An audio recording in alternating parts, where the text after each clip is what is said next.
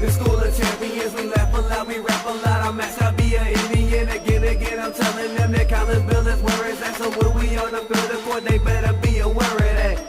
They scared of that. Of course, look at the ceiling. What up, Mr. Floyd? Yeah, it's Collinsville. And yes, I'm glad to say that I'm a Kahok. I'm about to graduate. Yeah, you know what it is.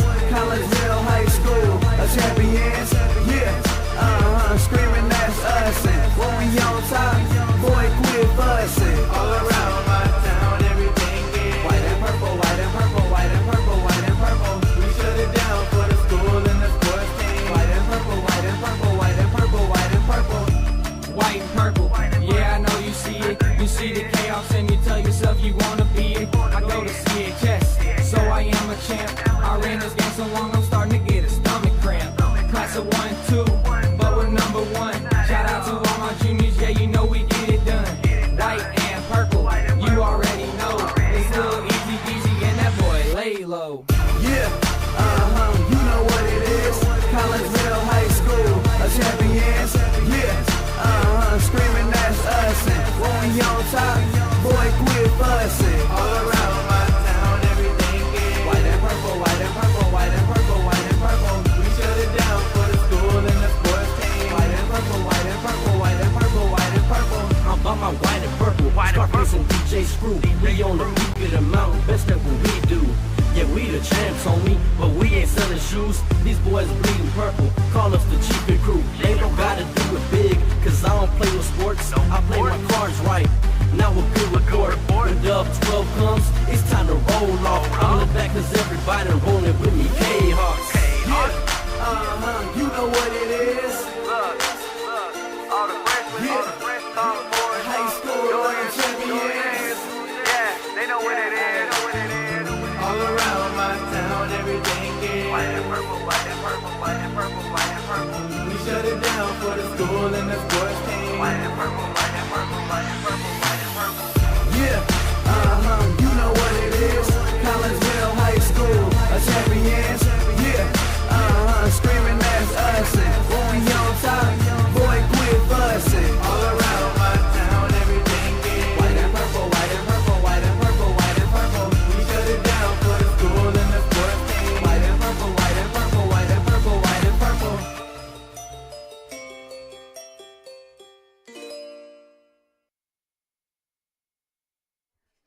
And a very good afternoon to everyone as we welcome you to our spring sports coverage here on the Kahok Sports Network. And as usual, we start off with a little Kahok softball for you. We're live at the Collinsville Sports Complex. We are kind of just across the street from Collinsville Middle School, right in between Middle School and Rural King. You have the water plant over there, so we're pretty much across the street from there as we get you ready to get the spring sports season kicked off.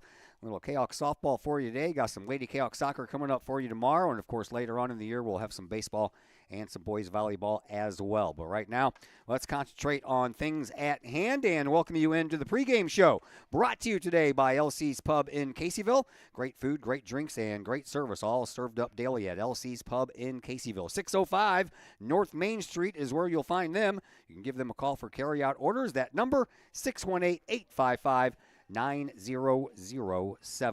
Collinsville versus Father McGivney. That's the first game that we have for you in the spring sports season. We have a nice sunny day. Temperatures in the mid to upper 60s, but we have a very stiff breeze coming out of the south at about 30 miles per hour, which means here it is blowing straight out to center field. So if you ever had a day to hit a home run, today would be the day. Amy Flowers is the first-year head coach for Collinsville. She takes over for Jessica Schmittling, who coached the last 4 years for the Kahawks. And Melanie Thomas is in her second year as the head coach at Father McGivney. She used to be an assistant coach for Collinsville under Brett Swip back when her name was Melanie Yipya. So we know both the head coaches now. All right, Kahawk softball coming off of a 6-22 season a year ago. Back-to-back 6-win seasons over their last 2 years. Collinsville hits the field this season looking for their first winning record in a year since the Lady Kahawks went 17-13 in Jessica Schmittling's first year as head coach in 2021. Schmittling stepped down as head coach after last year, did so with a 40-75 record. Amy Flowers, who was an assistant for Schmittling, takes over a program looking for their first regional championship since 2011.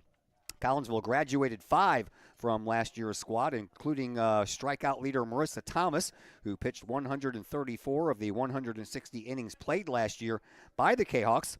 Also came after graduating second leading hitter a year ago in Katie Bardwell and her .355 batting average, and speedster Lexi Rafalowski, who swiped a team-high 25 bases last year.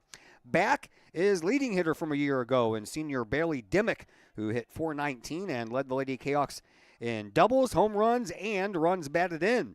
Lady Kahawk catcher, who will take her softball talent to Ohio Northern University this fall, is one of 4 seniors on this year's softball roster for Coach Flowers. The softball program at Father McGivney is entering its 3rd year at the varsity level, 5th year overall, compiling a 14-36 record over the first 2 seasons on the varsity end. During the beginning of the JV side of the program for the Griffins, they suffered through an 0-13 start before winning 4 games in their second season. Matter of fact, the first win in program history was their JV win over Collinsville on April the 5th of 2022. Father McGivney won that game 11-10. The first season playing varsity softball came in the 2023 season, where Father McGivney finished 7-20. The Lady Griffins did not play Collinsville that first year. The 2 schools did meet on the softball diamond for the season opener last year. That game took place at Father McGivney High School, and Collinsville won that one 22-2.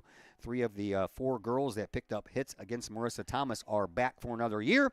Father McGivney is returning 8 players from last year's team.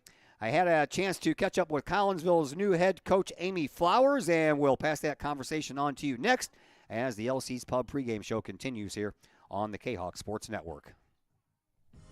Looking for a little bite to eat in a nice, friendly establishment before heading out to a game? Look no further than LC's Pub in Caseyville. Just blocks from Collinsville High School, LC's Pub is the pub of choice for Kahawk fans, before, after, or even during Kahawk games. LC's Pub features a wide variety of traditional bar food like burgers and fries, chicken wings and chicken strips, appetizers like pepper jack mac and cheese bites, fried pickles, and green beans. Plus they have salads, fish, shrimp, and more. LC's Pub also features an outdoor patio, a gaming room, weekly poker tournaments, and a pool table, plus enough TVs for all the sports fans. And LC's Pub shows Kahawk games live, as well as Blues and Cardinals games. LC's Pub, 605 North Main Street in Caseyville, right across the intersection from All Pro Tees. Call for carryout orders at 618-855-9007 and on Facebook at LC's Pub. LC's Pub, Kahawk fans' pub of choice. Hi, I'm Derek Keith Cox, Unit 10 supporter and the voice of Kahawk football, Township Supervisor. I'm so proud of all the accomplishments that's been made at the Township over the last 4 years. Just look at our senior center now, a place that hundreds come and socialize on a weekly basis, to several expanded services, and I'm proud to say the only municipality to actually lower the tax dollar amount. Every promise I made was kept and more. So I ask for your support in re-election as Township Supervisor, and go Kahawks.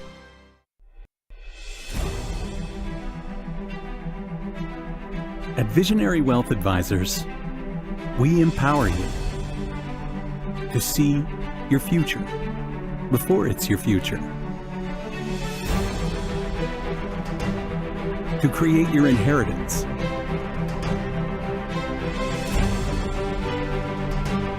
to build your vision, to anticipate the known and unknown, and to find potential in both, and build new dawns.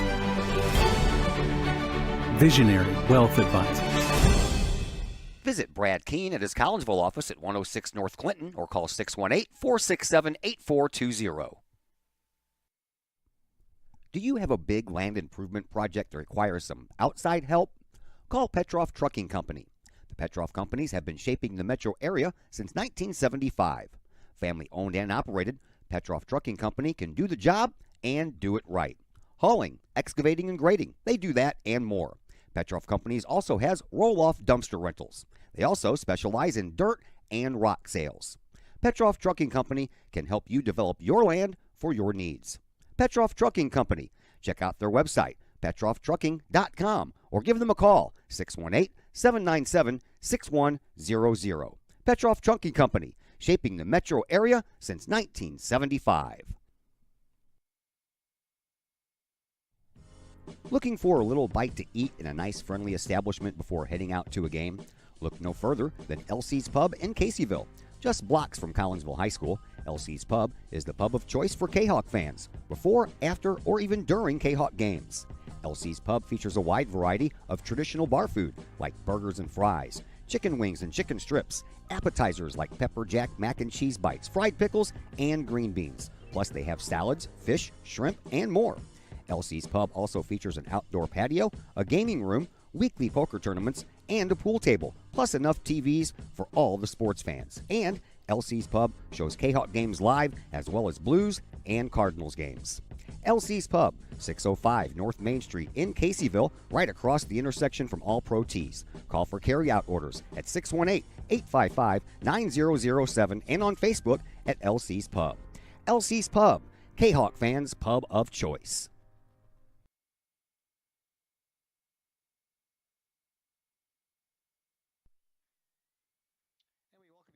The LC's Pub pregame show here on the Kahok Sports Network. Happy St. Patrick's Day, and it's the first day of spring sports for us and for your Lady Kahok softball team. And speaking of first, how about a first-year head coach? Amy Flowers is joining us now on the pregame interview. So congratulations, first of all. So you nervous, excited, both? A little of both, yeah. Definitely got a little bit of nerves, but I think I'm a little more excited. All right, so taking over for Jess Schmitling after 4 years with her, what, if any, changes to the off-season part of things have you instituted as we get ready for this first game? I think a big thing is we're just trying to simplify things a little bit more. Just trying to just get back down to the basics and just kind of try to play more to our kids' strengths and that. All right, so as always with high school sports, the landscapes of the rosters change every year. You graduated 5 from last year's team. Lost your most experienced pitcher in Marissa Thomas. Good bats, Katie Bardwell in that category, and your speedster, Lexi Rafalowski, speed on the D and out in the outfield as well. So let's start with pitching. Marissa Thomas is gone. Who are you leaning on? Allie V left. She's a sophomore. She's got lots of talent. She throws pretty hard, and we're continuing to work with her on location and that. But I think she's got a really bright future ahead of her. All right. So anybody else besides her? Because I know Marissa, she logged a lot of innings last year. Yeah. So we got a couple underclassmen. Lily Parlberg probably is going to see a few innings, and then we got a couple freshmen that we're looking at as well. All right, so let's move on to the bats. I mentioned Katie Bardwell just to name one that's no longer here, but your leading batter from a year ago, and Bailey Dimmick is back, so I'm sure you're going to be leaning on her as well. Yeah, absolutely. Yeah, Bailey has been a big leader with our team this year, and leading a lot by example. She's been just a workhorse for us the last 4 years in general. So I'm real excited to see what she does her senior year.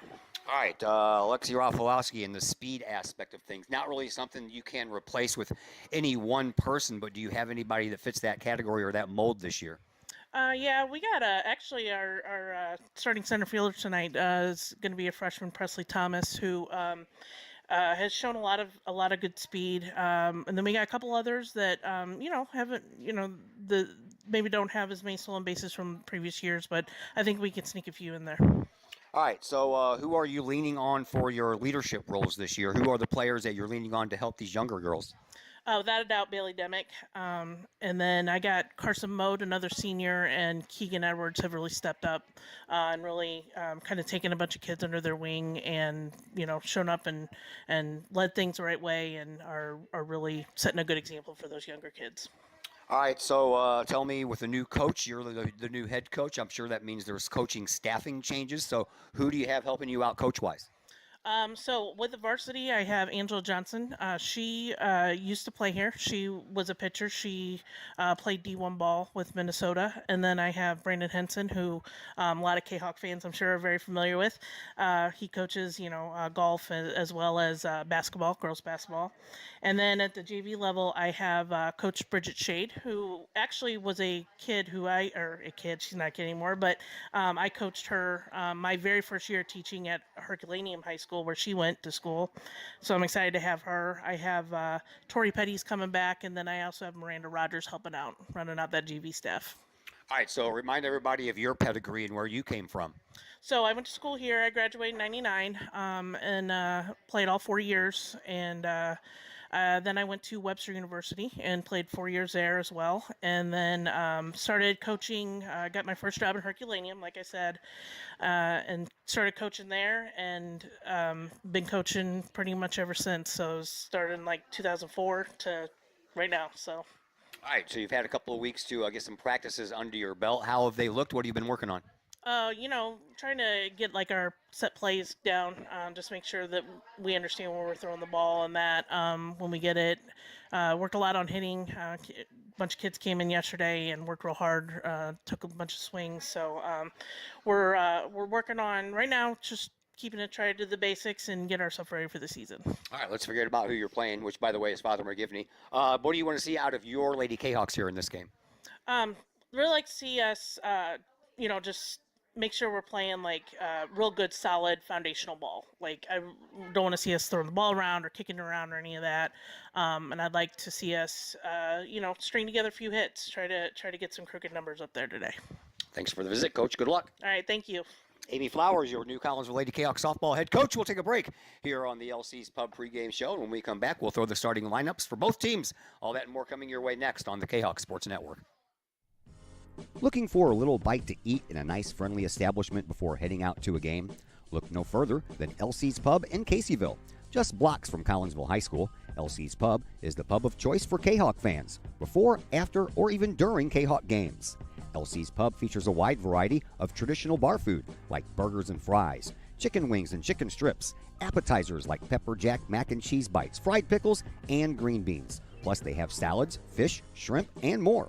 LC's Pub also features an outdoor patio, a gaming room, weekly poker tournaments, and a pool table, plus enough TVs for all the sports fans. And LC's Pub shows Kahawk games live as well as Blues and Cardinals games.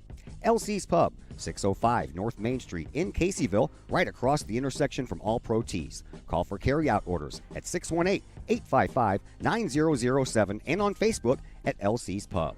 LC's Pub, Kahawk fans' pub of choice. The Junior Service Club of Collinsville has been a proud supporter of KahawkSports.com and the Kahawk Sports Network from day one. Since 1934, the Junior Service Club of Collinsville has been providing women in the community an opportunity to make a difference with fundraisers and projects, all that go towards helping the needy in Collinsville. If you would like any information on any event sponsored by the Collinsville Junior Service Club, head to Facebook, type in Collinsville Junior Service Club, and then click on the event tab. We thank the Collinsville Junior Service Club for their continued support of the Kahawk Sports Network and KahawkSports.com. Hi, Purple and White fans. This is Dan Mode, class of 1989. I'm with New American Funding. Myself and New American Funding are proud sponsors of Kahawk Athletics. As we have great coaches at CHS on all the courts, fields, and tracks, we like to coach you through the home buying process and refinance process. If there's ever anything we can do, I can be reached at 618-973-5343 or www.danmodeloans.com. Let's support our student athletes at CHS. They deserve the best. Thank you for your time, and go Kahawks.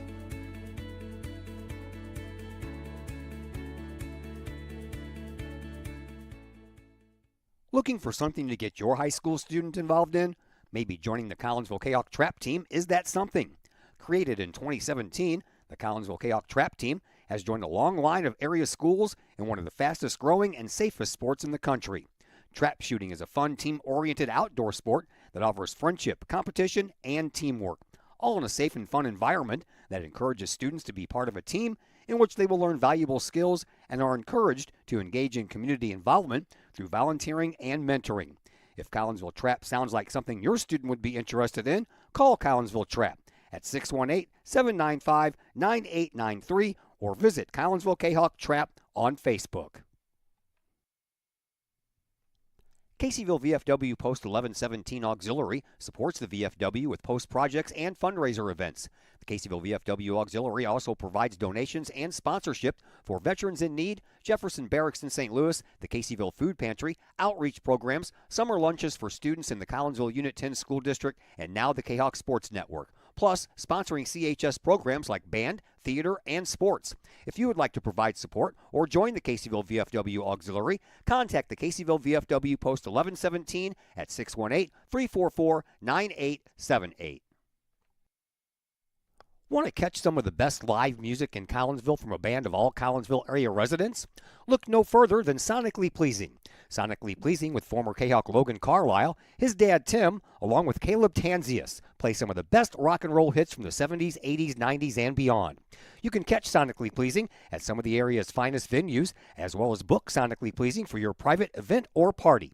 To put some music in your life, it's Sonically Pleasing. Check out Sonically Pleasing's Facebook page for upcoming live show dates and to book them for your special event or to call to book that event at 618-401-0052.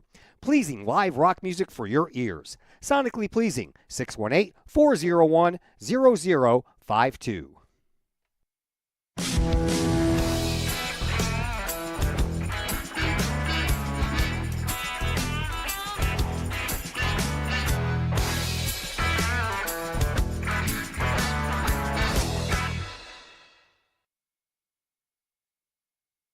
And once again, we welcome you back here to the Collinsville Sports Complex, getting you ready for a little softball action as we open up our spring season between Collinsville and Father McGivney. My name is Todd Duke. On the other microphone, the one, the only, Chris Keller. How are you, sir? All right. Welcome. Thanks for having me again, Todd. We're ready for some more softball here. Hopefully it's going to warm up here, and we'll have some days where it's not cold out, right? Yeah. Well, we could have had a lot worse of a day today than we do right now. It's a little windy, and that wind makes it a little chilly, but you and I were inside, so we're protected from that big gusty wind out there.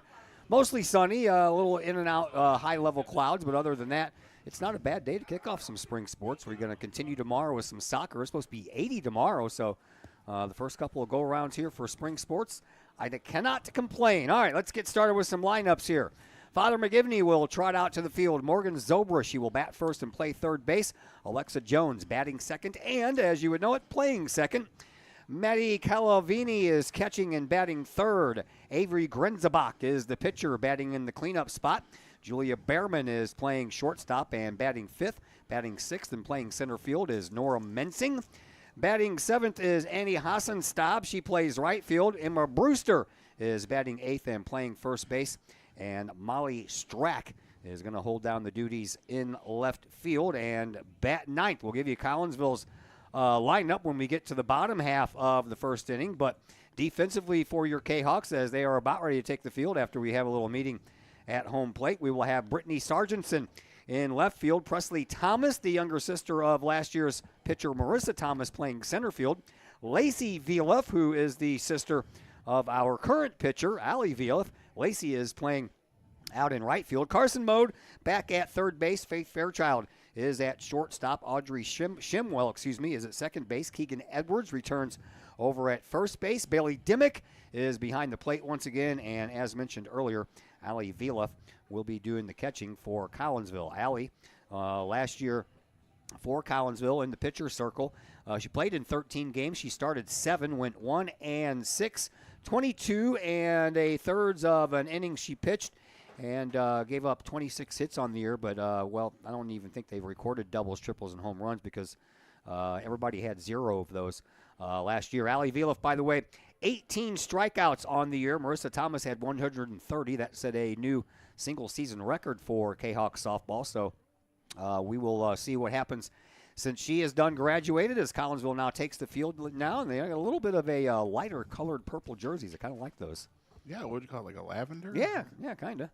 A little light powder purple. Powder purple. And Father McGivney is here in their road uniforms, which is all navy blue. Got a little gold trim around the numbers, which are in white on the fronts and the backs of those jerseys. They have the word Griffins written across the fronts of their jerseys. Collinsville, they have the word Kahawks written across the fronts of their jerseys in the traditional, more of a traditional purple color. And That's the uniform setups for both of these teams. Chris, you got to listen to a few comments there from our new head coach, Amy Flowers. What'd you think? Just exciting to hear a new coach is ready to go and going to keep it kind of simple here early on. Not try to do too much here, to throw too much at them. With this crew this year, ease your way into it, and hopefully some good things will come with our new coach this year. Yeah, Zach Roseman's behind us over here. He's taking in the festivities. He's going to be here Thursday for the game against Mascoutah. Hopefully, if my equipment shows up on time and everything works all right, he'll be here. All right, we are just about ready to go. Morgan Zobrist will check up to the bat. Morgan returns as the top hitter from last year's team. 435 she hit last year. 7 runs batted in, 1 home run, 3 triples, and a double. She stands in from the right side and looks at one right down the middle. We are underway with a called strike 1. Wind blowing straight out to center field. Every once in a while, it'll take a little bit of a dip and go more out to the right side of things, but for the most part, it's blowing straight away center field. This one's high and outside, and the count now even at 1-1. Softball in the state of Illinois, all the dimensions are the same. 200 feet away, no matter which way you hit it. Straight away center field, or down the lines, in the gaps, doesn't matter. Everything's 200 feet away. Here is the 1-1. That one bounces in the dirt, gets away from Demick, but since this is our first batter, no worries there. It'll be Zobrist who's up to the plate now. Alexa Jones, followed by Maddie Calavini, and if anyone gets on, the pitcher Avery Grenzebach will have a chance to bat here. Right now, they're playing Zobrist pretty much straight away, all directions, outfield and infield, as they get a feel for things here. Here is Vilif's next pitch, swing and a miss at a ball inside. That'll move the count to 2-2. After that last one that was down in the dirt, kept that one elevated enough, and Zobrist decided to swing at it. Yeah, it was way inside, right up on her hip. Here is the next pitch, swing and a miss, and down on strikes goes Zobrist, and that's the way that this one gets started with a strikeout of Morgan Zobrist. Job by the catcher, just pull that one in. Don't trick the umpire there, and gets the call for the third strike. And there is Alexa Jones, the second baseman, and she will swing and foul one back to the screen. Alexa Jones was second as far as batting goes, behind Zobrist with a .319 batting average. She led the team in runs batted in with 14, but didn't hit any long balls. She did have a couple of triples and 5 doubles on the year. Here's the next pitch. This one's a called strike, so quickly in an 0-2 hole is Alexa Jones, the second baseman for the Griffins. That one's up and high there too, so maybe a good strike zone here from this umpire. Good so far, so good, yeah. Vilif ready to deliver the 0-2, see if she can get back-to-back strikeouts to start this game off with. And pitch is a little bit too high to take. And a 1 ball, 2 strikes is the count, 1 away. We're in the top of the first inning. No score as of yet between Father McGivney and Collinsville. Collinsville has yet to come to the plate. Still playing pretty much straight away in the outfield and the infield. Bode sneaks in a little bit from third base, swing and a miss, and down on strikes goes Alexa Jones. So back-to-back strikeouts by Allie Vilif. And Collinsville 1 out away from getting out of this inning with no damage done, no base runners. But right now that's going to be up to Maddie Calavini, the catcher. Number 7, Maddie Calavini last year batted .359 with 12 runs batted in. She had 5 doubles as the only extra base hits to her credit last year. As Vilif prepares, swinging a little slow roller to Carson Mode into the glove, over to first, and in time for the out. A nice 1-2-3 inning there for Collinsville. And we will head to the bottom half of the first as my computer just jumps to the top of the second. No score between Collinsville and Father McGivney. Collinsville's first at bat coming up right after we take a timeout here on the Kahok Sports Network. Pack Mail of Collinsville, locally owned and operated by Ryan Combs. Pack Mail can ship anything, anywhere. They treat you like a neighbor because, well, you are a neighbor. Pack Mail offers shipping materials and containers, private mailboxes, as well as climate-controlled self-storage. Visit Pack Mail at 407 Beltline Road in Collinsville. Online, WeShipSt.Louis.com or call Pack Mail at 346-4884. The Collinsville Education Association is a proud supporter of KahokSports.com and the Kahok Sports Network. The CEA is your partner as they work to ensure quality education for our children. The CEA advocates excellence and equity in public education and represent over 400 educators in 11 schools in both Madison and St. Clair counties. For more information, you can visit the Collinsville Education Association's Facebook page or the CEA's website at collinsvillecea.org.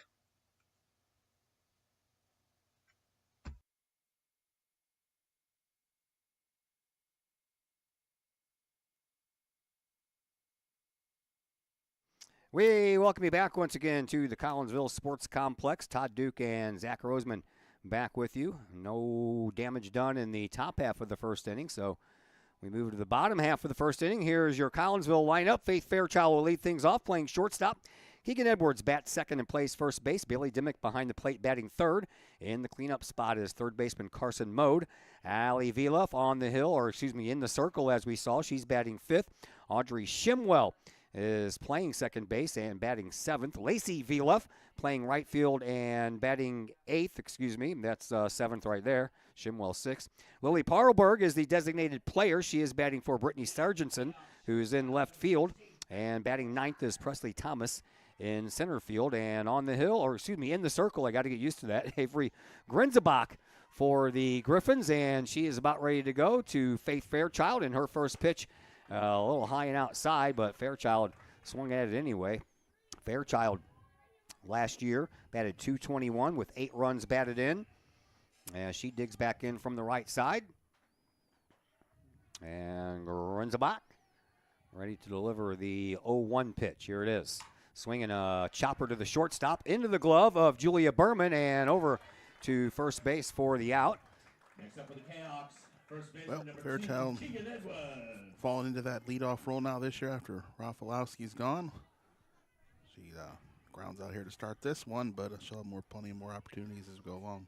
Grenzebach, by the way, did not have any pitching stats on last year's team, so therefore she was hurt or something. Yeah, and she is a junior, so she definitely probably would have played last year. That one is inside to Keegan Edwards. Edwards on the year last year, batting .224, also with 8 runs batted in. We'll set the defense here for Father McGivney after this next pitch coming up here from Grenzebach. She is ready, and the pitch to Keegan Edwards on the way. Swinging a shot down the line. That's fair. That's going to be our first base runner of the day. On her way to second base is Edwards, and she's going to try to stretch it into third, and she will do so. A slide, where she probably didn't even need to slide, almost with a stand-up triple, but a triple nonetheless for Keegan Edwards. That was just barely fair down the right field line, and then it hit off that near the thing near the pole that's out there, and then it rolled around there by the tarp, and McGivney was slow to get it back in, and Edwards kept going all the way to third base. Here is Bailey Dimmick. .419 average last year, 17 runs batted in, 4 home runs on the year to lead the team. She led in both of those categories, by the way, and swings at the first pitch. All right, Mally Straka is in left field. Nora Mensing's in center. Annie Hassenstab is at right field. Morgan Zobros at third base. Julia Berman at shortstop. Alexa Jones is at second. Emma Brewster is at first. Told you about Grenzebach in the circle. And Maddie Calavini behind the plate for the Griffins. And right now they're in danger of giving up a run here in the first inning, as that one has just bounced right in front of the plate. And that'll even the count at 1-1. Keegan Edwards over at third base with a 1-out triple. That's where she stands right now. And Dimmick from the left side, ready for the next offering coming up here from Grenzebach. Grenzebach rocks and throws it outside. 2-1 the count to Bailey Dimmick. Definitely don't want to make a mistake to Dimmick here. No, you do not. Especially with that wind gusting out the way it is. She lofts one into the air. It's probably going to travel for a while. Carson Mode waits on deck, but right now Bailey Dimmick is the Kahok of the hour. As Grenzebach pitches, swinging a foul ball back to the screen. That'll run the count to 2-2. Just missed that one. She was a little late. I think I was in a good spot. That was one you probably want to drive. Amy Flowers coaching down at third base, as the head coach usually does. Melanie Thomas did the same thing in the top half of the first. And Grenzebach are ready to go with the 2-2 pitch to Bailey Dimmick. Here it is. And she offered, but the umpire said she didn't go around, so full count to Dimmick. Very close there. There's a large gap over in left center field, man. I tell you what, Dimmick can plant one there. She'll run the bases for a while. Right fielder's playing way deep. Yeah. The other two probably should be as well, especially with this wind, and Dimmick can hit the ball anyway. Oh, swing and a miss as Grenzebach took a little off of it, and that fooled Dimmick, and she went down swinging for the second out. So in order to get this run home from third, Carson Mode's going to have to be the one to do it. And she'll bat with Edwards over at third base, 2 down. Carson Mode, last year, batted 188, had 1 home run, 8 runs batted in. And right now she just needs a simple little base hit. Pitcher's shaking off some signs here, and now they're looking back to the dugout, going through some new ones. Still shaking them out. Now they got one. Renzebach's ready to go. And that one hits the outside corner for a called strike. Carson Mode, of course, plays volleyball in the fall, plays basketball in the winter, and softball here in the spring. Renzebach rocks and ready to go. That one's outside, did not paint the corner this time. Kind of figured if she got a called strike on the first one, she'd try it again, but just a little bit too far outside. 1 ball, 1 strike to count. 2 outs, runner at third. A 1-out triple by Keegan Edwards. Dimmick was unable to bring her home. Carson Mode trying to do the same, but she swings through an off-speed delivery and is now in a 1-2 hole. Bottom drops out of that one. It's not there. Oh, I pressed the wrong button. Don't do that. Renzebach trying to get out of this inning with no damage done. Here's the 1-2. Outside, called strike 3. That one was pretty well outside, but the umpire has a much better view of it than I do. Called out looking is Carson Mode for the 3rd out of the inning. So Collinsville had a lead off, excuse me, not a lead off, but a 1-out triple and couldn't do anything with it. We now head to the top of the 2nd inning. Come on, computer, work with me here. Thank you. Top of the 2nd is where we go, and we'll be back to tell you all about it right after we take a timeout here on the Kahok Sports Network. Collinsville High School alumni Stacy Lauenstein, CHS class of 91, Lisa Bassetto, Sarah Sulke, and Tracy Limp, CHS class of 94, Tony Geisen, CHS class of 96, and Kevin Robinson, CHS class of 99, want to wish all of our Kahawks a great year. We look forward to cheering you on and supporting you. Work hard on the court and the field, as well as in the classroom. Remember, once a Kahawk, always a Kahawk. Hashtag Kahawk Family. Old Herald Brewery and Distillery in Collinsville produces their own spirits and beer on site, right at the restaurant. Pair that with some of the most unique menu items around the entire metro area, and you can see why they are such a hit. They can handle you and your family, or they can handle you and your group. Throw in the occasional live entertainment, and you can see why Old Herald Brewery and Distillery is a must-stop destination in Collinsville. Old Herald Brewery and Distillery, 115 East Clay Street in Collinsville, 618-855-8027, or online at oldheraldbrewing.com. Ava Grenzebach will lead things off here in the top half of the 2nd inning. Todd Duke, Chris Kettler back with you. No score after 1 inning of play. 1-2-3 inning for Allie Viliff. She goes back to work, and a little pop fly right into the glove of Faith Fairchild, and 1 pitch, 1 out here to start off the 2nd. A couple strikeouts and ground out to third, and this little flare out to shortstop. I can see when this Kahok outfield gets challenged that they haven't really played much here at the high school level. Yeah. So Julie Berman up to the plate now, and Vila, her first pitch is a little high. Berman batted .314 last year. She had 12 runs batted in, 1 triple, and a couple of doubles for the senior, the only senior on the roster for Melanie Thomas this year. She coaches down at third base, does Thomas. There's one that bounces in the dirt. Vila, a couple of times that she's let one go a little too soon and ends up bouncing about 5 feet in front of the plate. Still getting that softball program going over at McGivney. Yeah. It's in the 5th year. The next pitch, that one hits the outside corner. That's almost where it was that Carson Mode got punched out on. So Grenzebach already out. Berman up next, and Nora Mensing waiting on deck.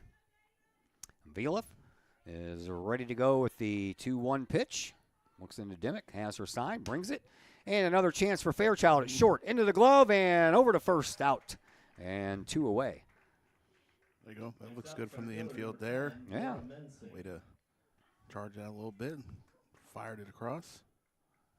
Here is Nora Mensing. Nora is a junior, and last year batted .227. 4 doubles to go along with her 10 runs batted in. Bielef, she's ready to go, and that pitch is high and outside. Snagged by Dimmick. Waiting on deck. Wait a minute. Did I lose some things here? No, I guess not. Hopefully that's number 10, and that's number 13. Okay, I got you. Yeah. Look, for a minute there, like she was number 10 waiting on deck, and I'm like, wait a minute. With that long hair, I couldn't see the number all the way. I see her number. This is 10 right here. Yeah. Yeah, that's Nora Mensing, center fielder. Bielef, ready to work back after that first one missed. And a shot up the middle. That's the first base hit on the afternoon for Father McGivney. And it belongs to Nora Mensing. Yeah, let's bring up 13. Yep. Hassenstab. Number 13, Annie Hasenstab. Annie Hassenstab. She batted .200 last year. 1 double, 5 runs batted in. Hassenstab, a junior. Got a couple of juniors on the team. As I mentioned, only 1 senior. And Ali Veal trying to get out of this inning. That one was a little inside. Ball 1. 1-0, 2 outs. Runner at first base. See how this affects Velof now with a runner on, but shouldn't need to worry about her too much with 2 outs. No, I wouldn't. That one's a little high. Staying put is Mensing.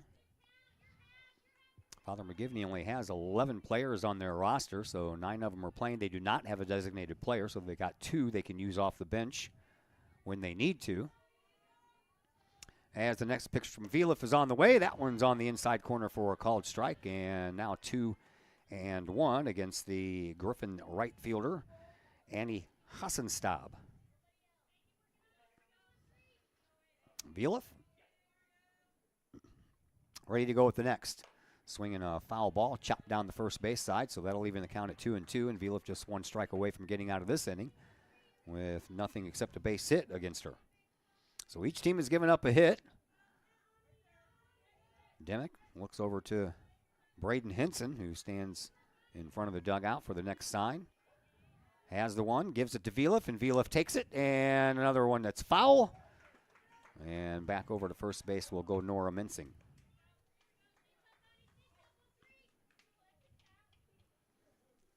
She can't set her up here for this strikeout here. Need one of those off-speed pitches. Pull the string. You do have 1 to waste. Don't make a mistake. That one's high and inside. Ball 3, 3-1. 3-2, excuse me. Demick tried to bring it back, but that was just a bit too high. Yeah, don't want to lose her here, so you need to get her out, whether it's via the strikeout or a ground out or a pop-up. And the pitch on the way, swinging, it's a foul ball. That'll stay at home plate. We'll do it all over again. Just got a piece of that one. But that was up and in on hands. Spring sports season opening up. Softball today, soccer tomorrow. Ladies will open up at home against Granite City.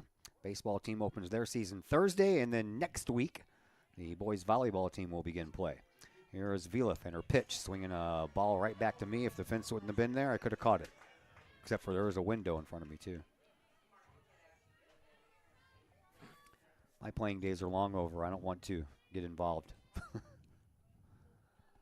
Another 3-2 pitch from Ali Velof to Annie Hassenstab is on the way. And that one's high. She walked her, and now we're going to have runners on first and second. That's exactly what you didn't want to do. She missed inside a few times and tried to bring it back out, and that one just got pulled away a little bit too much. But you're only facing the 9 batter now, so. Yeah, you are doing that. Or this is the 8 batter, I mean. 8 batter, yes, is Emma Brewster, first baseman for this Griffins team. Velof looks into her and throws one out back to the fence. Runners are going to try to move up, but a nice throw down there, and out at third base is Nora Mensing, and that's the way that the inning comes to a close. I actually thought she might have missed the tag. A little bad. I did. You know what? I thought the same thing, but I wasn't going to argue. I thought she slid underneath it myself, but we will go ahead and take it. That will end the inning, and we will go now to the top half of the second inning. This stupid computer, man. I guess I need to hit change sides instead of just +1 or -1. We'll try that next inning. Anyway, Collinsville coming back up to the plate. We'll take a timeout and tell you all about the Kahawks next at bat after a break here on the Kahawk Sports Network. Just because we're adults doesn't mean we don't have toys, am I right? If your adult toys consist of boats, campers, or RVs, then you need to call the GASA storage team of professionals. Winter weather in the Midwest can be quite harsh, and finding a place to properly store those expensive toys for winter can be just as rough as a Midwest winter. That's where the GASA storage team comes in, with outdoor self-storage and covered storage for your toys. They even have tractor-trailer parking, conveniently located at Horseshoe Lake Road and 111 in Pontoon Beach. GASA Storage, for the safe storage of all of your toys. Contact the GASA Storage team, gasastorage@gmail.com, or call today, GASA Storage Team, 618-797-6100.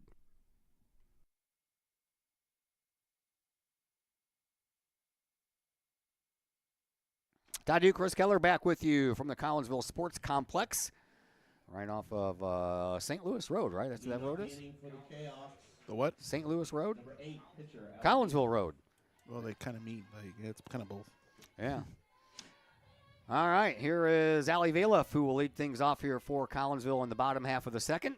And that one is called strike on the inside corner, even though Valiff backed up a little bit off of it.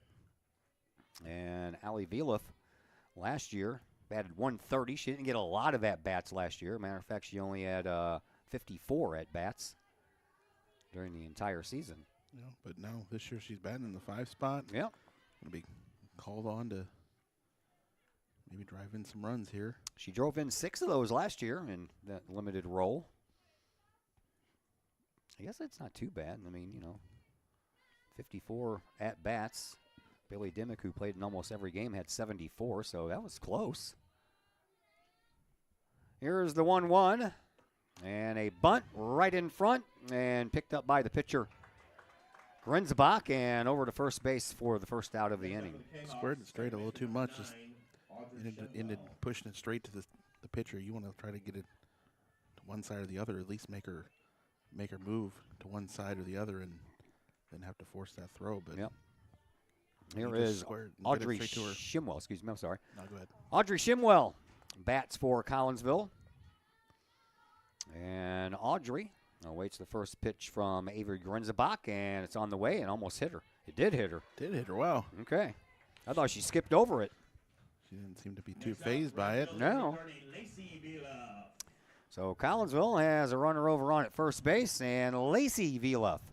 So you got 2 of the Valiffs batting in 3.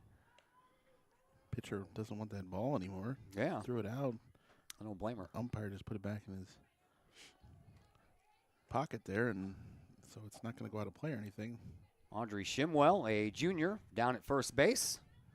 1 away, a runner on, and that pitch is a little bit high to Lacey Valiff. Lacey is a freshman, so obviously no stats on her. Lacey bats from the right side. Her job right now is to move over Shimwell. If she can get on base, bonus, but Shimwell's going to go down to second base, and the throw is a little high, and she's in there with the first stolen base of the game. Now you're going to challenge that catcher, and her throw was high anyway, and McGivney's defense is erring on the side of the second baseman, moving towards first, protecting against the bunt there, so plenty of opportunity to run there. So now an RBI opportunity for young Lacey Valiff. As Grenzbach is ready to go. That one's a little inside, but called a strike. Yeah, he's been giving them that corner. Been giving him both corners. Carson Mode got called out on the one on the outside corner. Yeah, it's pretty wide strike zone. Yeah, it is. It's been high, too. 1 ball, 2 strikes to count to the younger Valiff, Lacey, and here's the pitch. Swing and a miss, and down on strike she goes. That's what happens. Working for Grenzbach. Yeah. She was able to set him up there once again. 3rd strikeout for Grenzbach. And here is Lily Parlberg. Parlberg on the year had even less at bats than Ali Valiff did. She only had 35, batted 143, 3 runs batted in. Got an RBI opportunity here in this one. Swing and a miss. as Presley Thomas, the number 9 hitter for Collinsville, waits on deck, but it's up to Lily Parlberg whether she'll get to bat this inning or lead off the bottom of the third. Grenzebach looking into her catcher, Maddie Calavini, who looks over to Mel Thomas. And that one's inside and low. Ball 1. 1 ball, 1 strike to count. 2 outs, runner on second base for Collinsville. Kahawks beat this team last year at Father McGivney 22-2.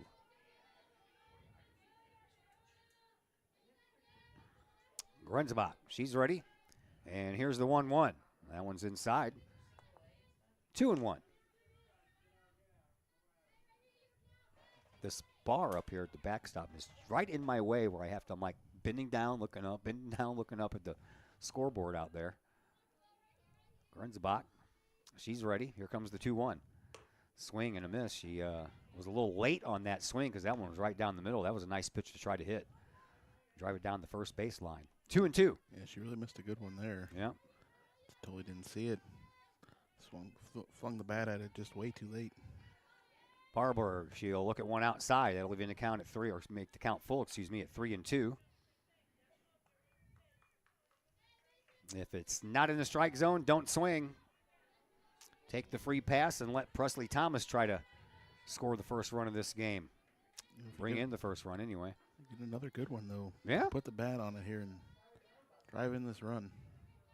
Long look in, and that'll cause Parlberg to step out of the box. Parlberg is the designated player. She is batting in the spot Brittany Sargentson, who's in left field, swinging a high fly ball. On the move is Strack. She can't get there. That's up against the fence, and in to score is going to be Audrey Shimwell, and a RBI double by Lily Parlberg on a misplayed ball by Molly Strack, and Collinsville is on the board. Strack just didn't have any kind of track on that one there. It was just a lazy fly ball out to left.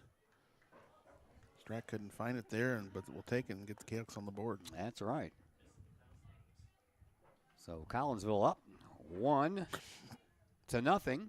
And here is Presley Thomas, who tries to bunt up in midair and taken care of there by Grenzebach. So a good thing Parlberg did her job and got the run home, because that's all Collinsville is going to get. As we move things now to the top of the third inning, 1-0 in favor. Let's see if change sides works. And it goes backwards. Top of the third?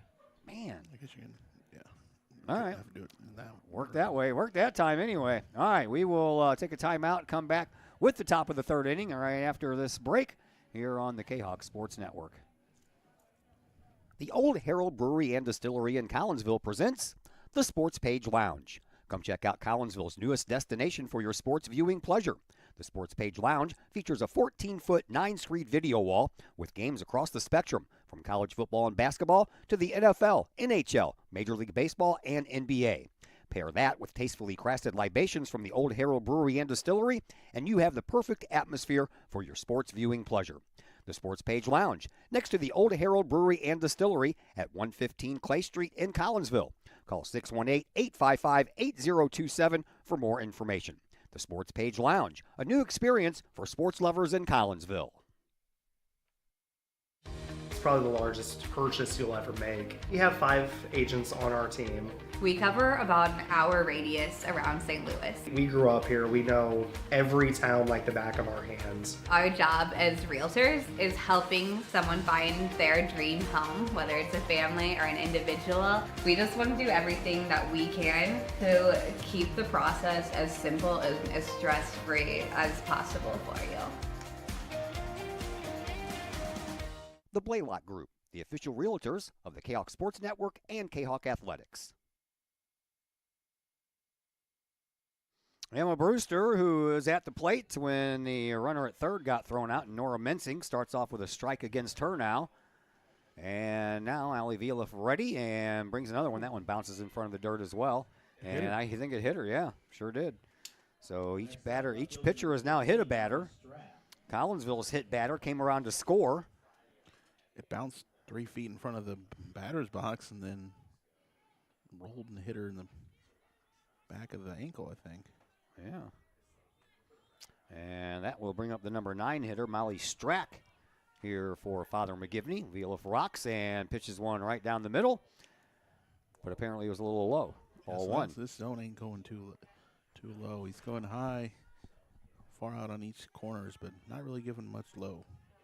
Molly Strack did not have a batting average last year. She had played limited roles. She was walked 4 times and hit by a pitch once and reached on an error 3 times and ended up scoring 7 runs. So every time she reached base last year, she scored. Or unless they brought her in as a runner. I don't know if that does that count as a run Yeah, scored? it could be. Oh, I would imagine so. You come in and run the bases. That one's a called strike. That was a little high and tight, but nevertheless, the umpire called it a strike. 1 ball, 2 strikes to count. 1 runner on first. No one out here. We're in the top of the third. 1-0 in favor of Collinsville.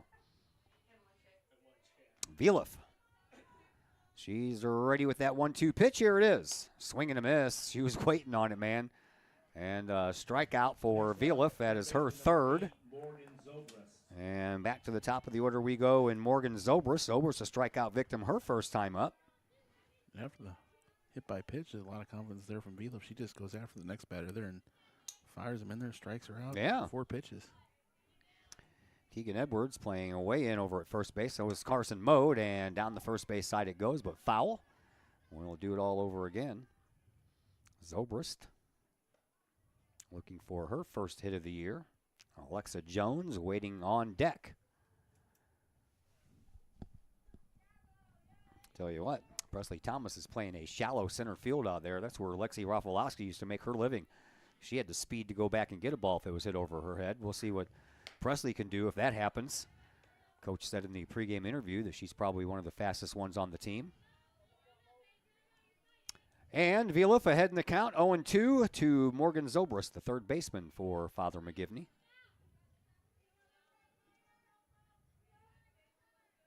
Vila ready to go, and here is the 0-2. Swinging a little slow roller right back to her. In the glove, back out. Throw over to first, though, in time. And that's the second out. Emma Brewster moves over to second base. But there are 2 away for Alexa Jones, who was a strikeout victim her first time up, as Vila struck out the first 2 batters that she faced. Made the first mistake of not getting the ball all the way, and then nearly made that second mistake of rushing that throw. Yeah. Didn't cost her. Got the out anyway. Jones looking for something to hit here. See if she can tie this thing up with Brewster standing down at second base. Still straight away the outfield is against this Father McGivney lineup. Swing and a miss by Jones.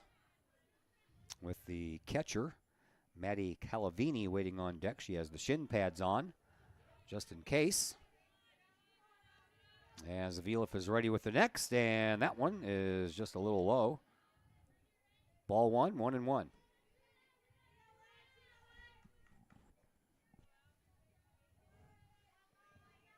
Allie Viliff ready with the next delivery. It is on the way, and that one is inside. Nice block by Dimmick to keep Brewster over at second.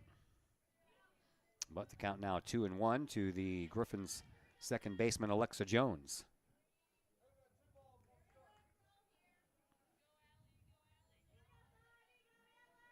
Viliff has the sign. On the rubber, she brings one home, swinging a foul ball out of play. That'll even things up at 2-2.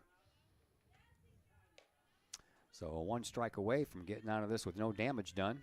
Viliff trying to do that. I really want to get this one here. You don't want any walks. Go down there to the 3-4 batters of McGivney after this batter. Yep. Next pitch, swinging a foul ball back here. Hits the pole and bounces all the way back out to Viliff. Hit that pole just right. Count remains at 2-2. 2 outs. Runner at second base. Collinsville leading 1-0, trying to keep it that way. Viliff, she's ready with the next offering. Here it is, and that one goes behind her, and Dimmick had a hard time finding it, but Brewster didn't move. Surprised it didn't hit her. Yeah. That was an ugly one out of the hand there. You knew it was going to stay wide. So surprised it didn't hit Jones. Yeah, went behind her. She, of course, buckled her knees to get out of the way of it. So a full count now to Alexa Jones, and Viliff pitches. Swing and a miss. She offered at a high, hard one, and Jones swung right through it. The second strikeout for her today, and the 4th strikeout of the afternoon for Vila. That'll end the inning. Another runner stranded, and that is a couple of runners left on base here for Father McGivney. We will head to the home half of the third inning. Hey, look, it worked that time. We'll be right back to tell you all about the home half of the third inning right after we take a timeout here on the Kahok Sports Network. Lottie's Cafe, Collinsville's hidden gem. Lottie's Cafe offers food, cocktails, and gaming in a great atmosphere highlighted by fast and friendly service. Lottie's Cafe also offers a unique menu that features soups and salads, sandwiches and paninis, pizza and flatbreads, appetizers and desserts, as well as breakfast. That's right, we said breakfast. Unique breakfast items such as a breakfast stromboli, a breakfast BLT, and breakfast burritos. Lottie's also offers creative cocktails, a wine bar, the coldest beer around, and a video gaming area for those 21 and older. And don't forget the Lottie's Cafe gift certificates. Lottie's Cafe, Collinsville's hidden gem. Check them out online at lottiescafe.com, on Facebook, or in person in the Strip next to the Walmart Neighborhood Market. Or call Lottie's Cafe at 618-223-8256. Lottie's Cafe, Collinsville's hidden gem.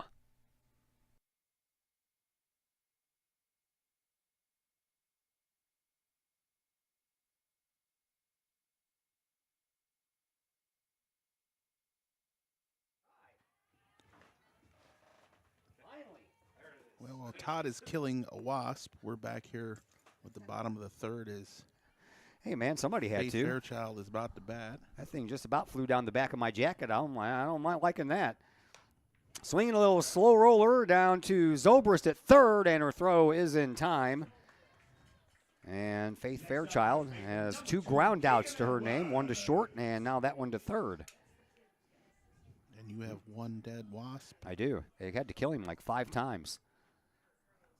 I killed one on Friday at school, and these girls were like at lunch, freaking out about a wasp, and I just went over and whacked it with my hand, and then they went running out the door. I'm like, hey, I think the wasp nest is outside, y'all. Yeah. Keegan Edwards had a triple in her first at bat in the bottom of the third inning. Fairchild grounded out, and then Edwards tripled, but she was stranded there as Dimmick and Mode both struck out and left her over at third base. Let's try that again. That one's inside. 1 ball, 1 strike to count to Keegan Edwards, the Kahawk first baseman. Or is it 2-1? I might have missed a pitch. No, I don't know. I thought it was. Oh, okay. Okay. No, I didn't miss a pitch. Faith Fairchild was up to the plate when I was doing the wasp thing. Swing and a miss, though, by Edwards on that one, and now it's 1 ball and 2 strikes. That wind has not died down at all, man. That American flag out in center field is just whipping away. Here is the 1-2. Oh, called strike 3. That's how Carson Mode got burned in her first at bat. Yeah, you get caught looking at one there, and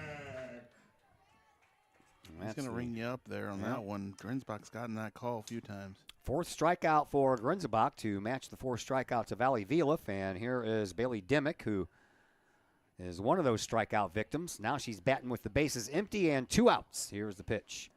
Outside and low, ball 1.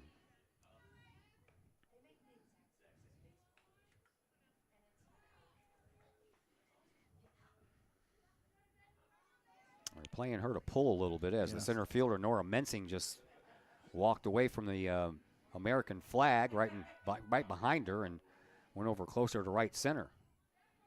Grinsbach is ready, and that one's in the same spot, low and outside. A few more steps over, and it's that breeze is kind of blowing more out towards right. Sometimes it does that. It switches a little bit. Grinsbach asks Calvini to come out here and talk to me for a second. He crossed up on something after that last pitch. Yeah.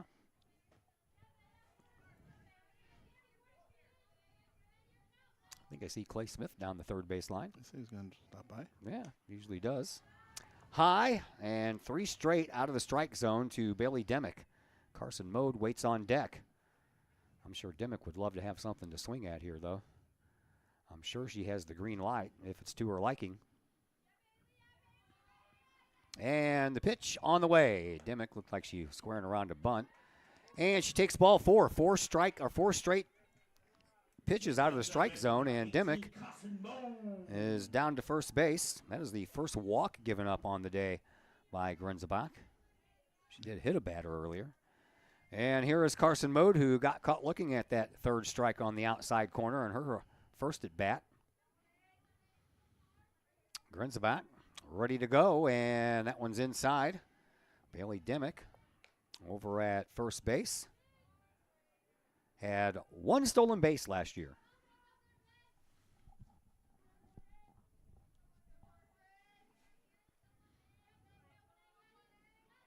Grenzebach looks in. Ready to go to Carson Mode. Here it is. And that one's down the middle. Dimmick goes, and the throw is not going to be in time, and she is safe at second base. There you go. She's already matched her one. She did. From last year here in the first game. Yeah. Second stolen base on the afternoon for Collinsville. She's on pace for 30-something now with 30 some odd games in the schedule. 1-1 the count to Mode. She has an RBI opportunity now. She can get something to hit here. Grenzebach delivers, and that one's a little high. 2-1.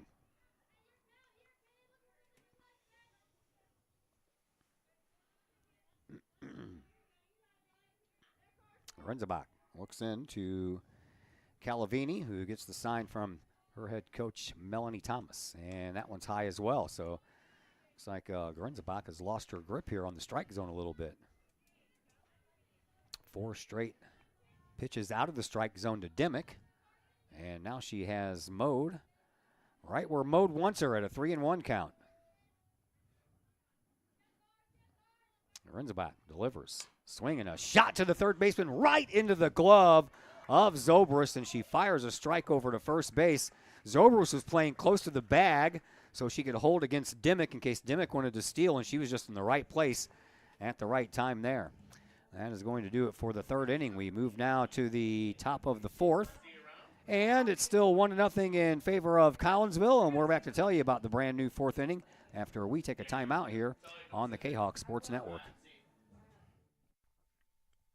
Keep your ride shiny and clean with Extreme Details Vehicle Detailing in Collinsville. Owner Jay Merkel and his crew at Extreme Details believe in the value of community and in helping their community hold the value of their vehicles with a sharp-looking, clean ride that you and your community can be proud of. Extreme Details can handle any job, whether you drive a small car, an SUV, or even a bus or RV. No job is too big or too small at Extreme Details. Extreme Details offers scratch and oxidation removal, no matter what you drive: cars, trucks, motorcycles, boats, and more. Plus, Extreme Details can handle fleet vehicles for you and your company. Call Jay and the gang at Extreme Details at 618-977-1224. Check for periodic specials on the Extreme Details Facebook page. Put the shine in your ride with Extreme Details, 618-977-1224. Todd Duke and Chris Kettler back with you from the Collinsville Sports Complex. 1-0 in favor of Collinsville.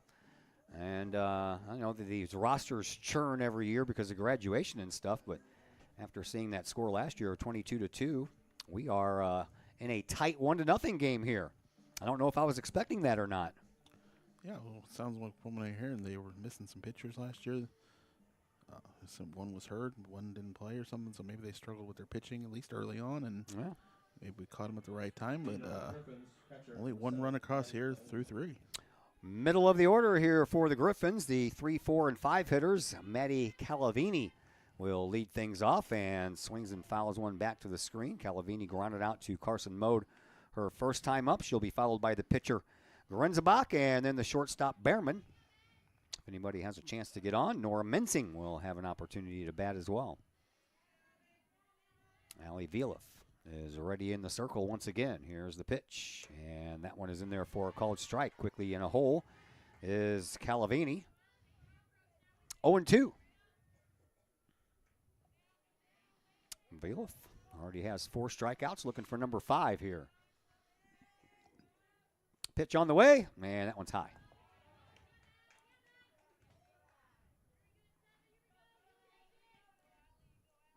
Jack Roseman standing here getting a scouting report because he's got the game Thursday. Wants to know what he's looking at. 1 ball, 2 strikes to count. Vieliff, her next pitch is on the way, and that one's a little tapper foul down the first base side. That's going to be low for a ball there, but I Yeah. don't know why she brought the bat down on that one. Calavini crowds the plate a little bit, doesn't she? And the pitch from Viliff. Ooh. Bottom dropped out of that one, but dropped out too soon. 2-2. We go from 0-2 to 2-2.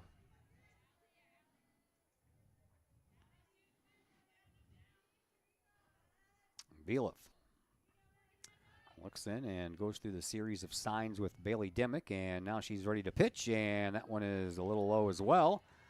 And we go from 0-2 to full.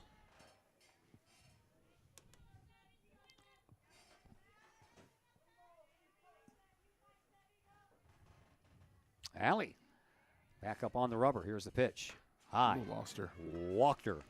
After being ahead 0-2.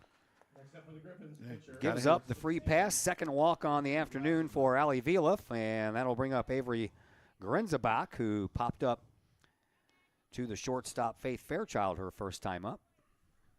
First two pitches were real good. Got ahead on the first one, then they're a pretty good one there. Spoiled the one that could have been the third strike. It was Calavini, and then she draws the walk. Yeah. So runner at first, nobody out, and there's a base hit over to the right side. And up with it, it is Lacey Viliff. She'll fire a shot in there to Faith Fairchild over at second base, and the Griffins have something going on here, first and second, with nobody out. The Griffins go with a courtesy runner for the pitcher, maybe. Yeah. I would Doesn't appear imagine. so. Timeout called for Collinsville, and they want to talk about things. No, it doesn't appear so. Figured this would be a chance to get one of the two bench players in there for Melanie Thomas and her team. Right now, she's down the line talking things over with Julia Behrman.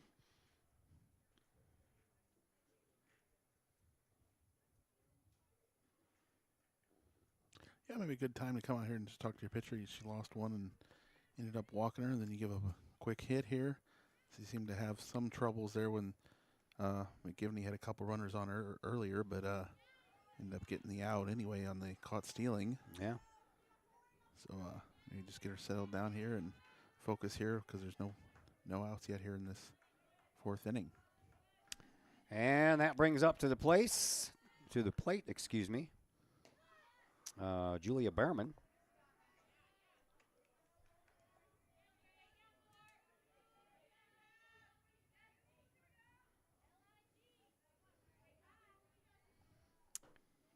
Second hit on the afternoon for Father McGivney.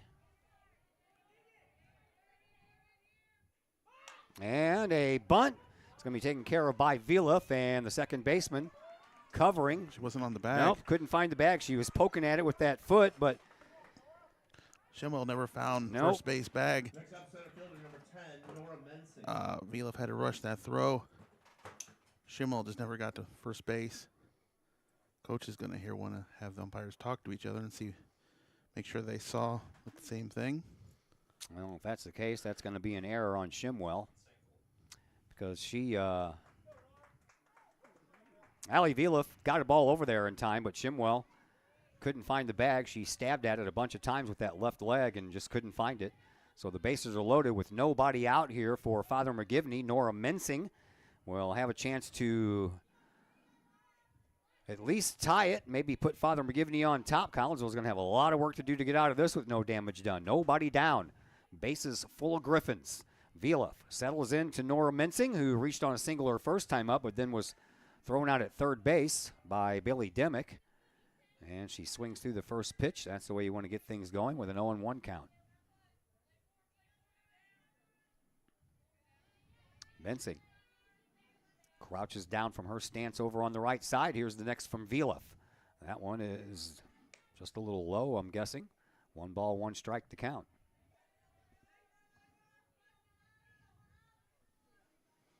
Not going to get anything low here. That's a area you're not going to get any calls. You're just going to have to get them to chase those balls down there. Here's the 1-1. Strike called. Sure, Mensing thought that was a little high.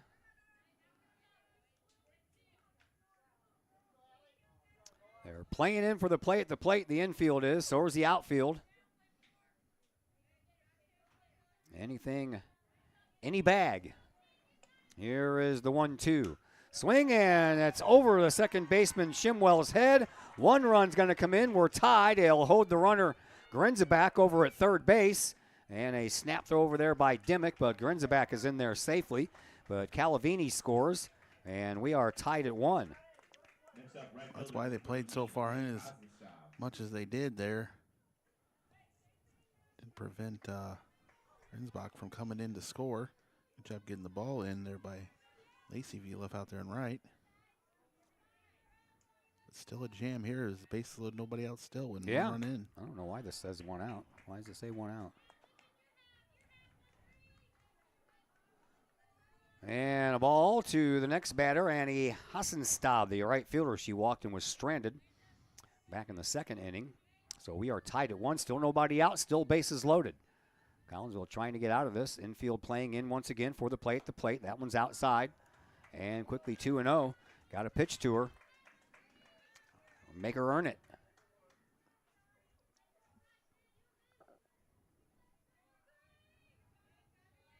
Vliff in a little trouble. And that one is inside. And 3-0 the count. This inning all started with Mally Calavini, who was down in an 0-2 hole, and then 4 straight out of the strike zone by Calavini, followed by a base hit by Grenzebach, and Julia Behrman reached on an error. And then another walk to Hassenstab will give Father McGivney their first lead of this game. Yeah, none of those pitches were close. Gill's missing all over the place now, and it's into her head a little bit now, I think. Yep, I agree. So bases remain loaded, and here is Emma Brewster. Brewster was hit by a pitch in her only plate appearance thus far. 2-1 now in favor of Father McGivney, and that one was a little low, but it was right down the middle. And Vliff kind of beside herself right now. I'm sure she wishes she could just take a break for a couple minutes. 1-0 to count to the 8th batter. Emma Brewster swings through the next offering. 1-1.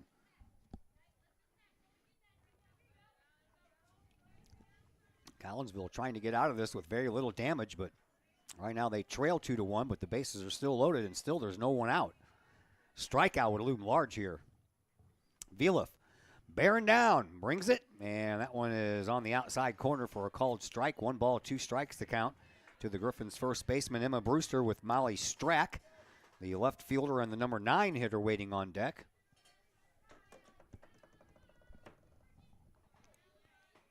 Good job on that last strike to bring it pitch back there and get the call. And strike 3 called to Brewster. And Collinsville licking their chops there after that one, man. That was a tough call to make. But 1 out, and double play could end it here. And here is Molly Strack, who struck out her first and only at bat. That last one just kind of rose up. It wasn't a great job of framing it there by Dimmick, but from the how the umpire's been calling it so far, I think it's been a strike the whole game. Yeah. So Vliff trying to get Strack here, and that one is right down the middle for a called strike. You would, of course, like the double play, but you'll take the strikeout as well. An out is an out. And Collinsville has some action down in their bullpen as Lily Parlberg is throwing down there. Dimmick motioning into the middle infielders to take a couple steps in. Oh, nice stop by Dimmick to keep the runners where they are. That one was almost through the 5-hole. So Strack is back in there with a 1-1 count. Vliff trying to get her. Here is the 1-1. Swing and a foul ball. Yeah, that one's foul. So it's I wasn't sure if that was off the bat or off of her mask. Dimmick's mask. Just a little bit of contact there. Then it did. It went straight back and off her mask. 1 ball, 2 strikes to count now to Molly Strack. Vliff looking for a strike here to get down to an out, and that one is low. That'll even the count at 2-2.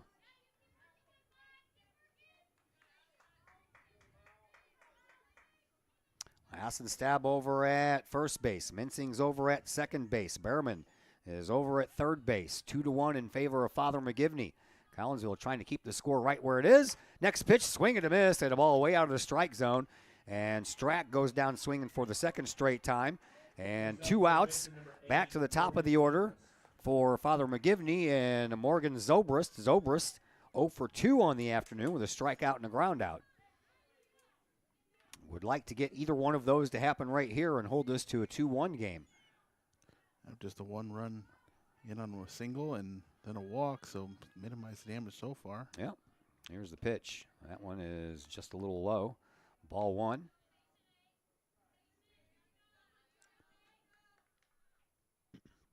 Alexa Jones waits in the on-deck circle, if there is one. There's one they drew them with a bat, so there is one. And the 1-0 pitch on the way to Zobrist. That one's a little high, 2-0. Nowhere to put her. Really can't afford another walk and another walked-in run. Got to bring it to her.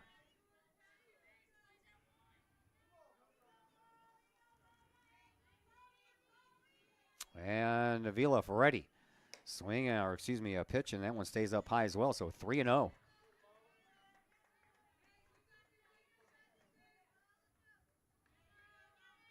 Parlberg warming up down in the left field corner. As Avila Ferretti's with the 3-0, and there's a strike. Taking all the way was Zobrist. 3-1.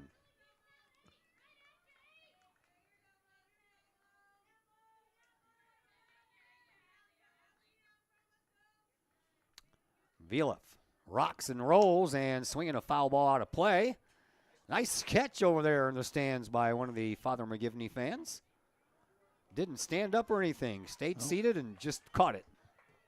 Ball gets thrown right back in. You got to wait for no other ones here. So this will be big pitch of the inning. Sure is. Full count. Vila would like a strikeout or a ground out or a pop-up. One of the three. Here's the pitch. Inside. Walked her. Just cutting inside the whole way. Second baseman number 5, Alexa Jones. And another run in for McGivney. And Alexa Jones will be the 9th Father McGivney Griffin to bat here in this inning. Jones, strikeout victim both of her previous at-bats. No big hits yet, just the one single and now 2 runs on walks. Swinging a foul ball out of play.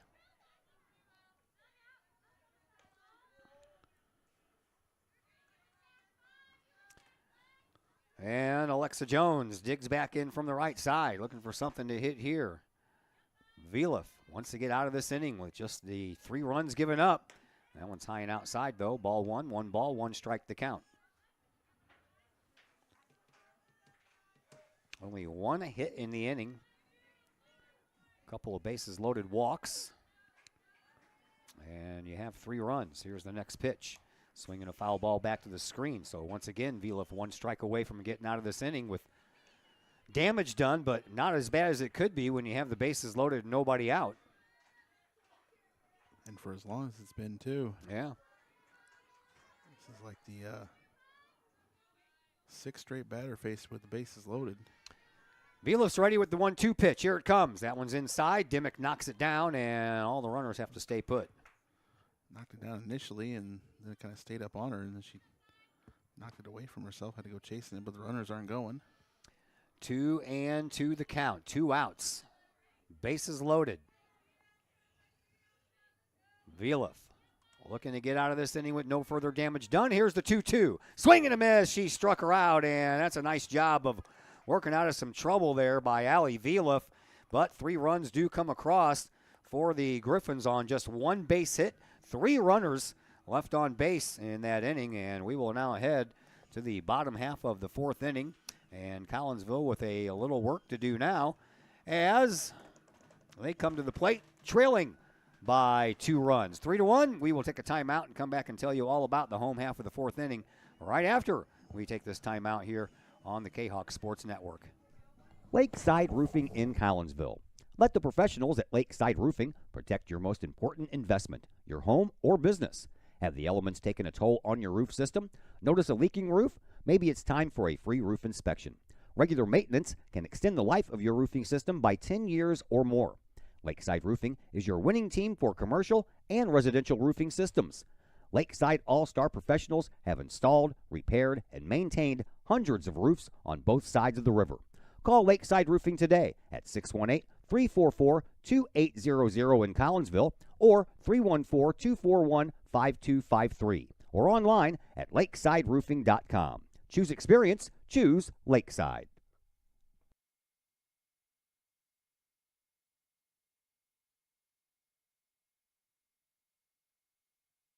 Allie Valiff trying to help herself out here as she leads off this inning for Collinsville. And she'll pop one up.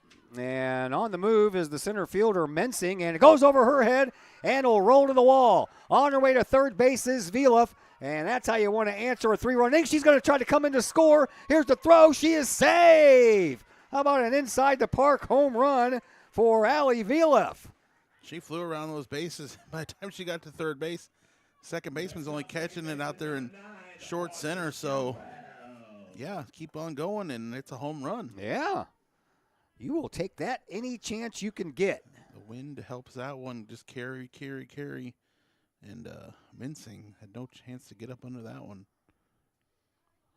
So she helps herself out there. Gave up a couple on the walks and 3 runs altogether in that last inning. Yeah. It's a home run to start it. First home run of the year. But it didn't leave the park. No, it did not. But it's still a home run. That's right. We will take it. Here is Aubrey Shimwell. Audrey hit by a pitch and scored the first run of the game. She'll stand in there with nobody out, and the base is empty. And that pitch is a little bit high. Some pressure here on this pitcher. And yeah. See what we can do. She issued her first walk, did Grenzebach in the last inning. She looked a little shaky out there on a couple of occasions, but she battled back. There's a shot down the third baseline. Once again, Zobrist is up with it and throws across the diamond for the first out. Yeah, strong third baseman they got over there in Zobrist. She's got a couple good snags, makes some good throws across the diamond. Yeah, she got Carson Moe to ground out to end the last inning when Collinsville had Demick over at second base. Here is Lacey Valiff, a strikeout victim in her only at bat. See if she can help out Sis.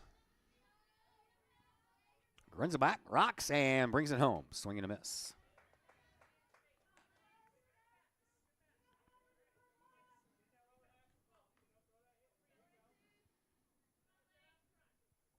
Grenzebach stares in, has her sign, and brings the next one home. And swing another chance for Zobrist. Scoops, throws, and that one bounced off the shin of the first baseman, Brewster. So that's going to be an error against Zobrist. And just when you were talking good things about her over there, Chris, that happens. Yeah, not as great of a throw. Seemed pretty rock steady. Yeah.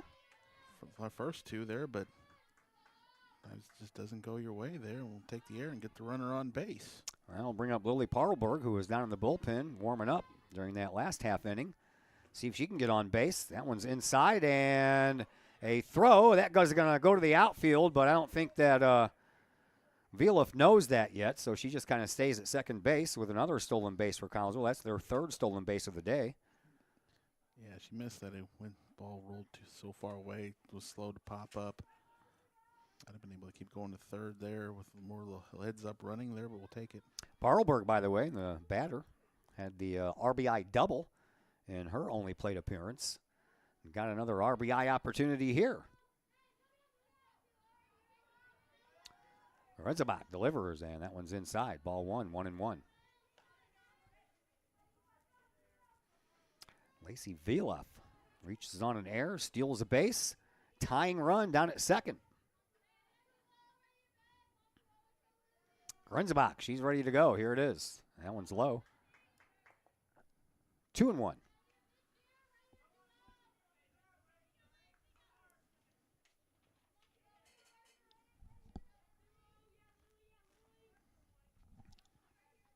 Grenzebach looks in. Slow getting Shakes signs one in. off, yeah.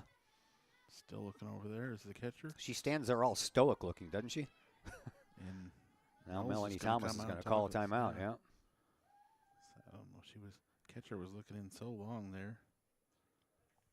That didn't take long. No, just I don't think the catcher quite knew. Something kind of error on her part there. Did not know what pitch Mel wanted there. Yeah. 2-1 the count. 1 out. Runner at second base. That represents the tying run here for Collinsville, and that pitch is high. So 3-1 to Lily Parlberg with the number 9 hitter for Collinsville, Presley Thomas, waiting on deck.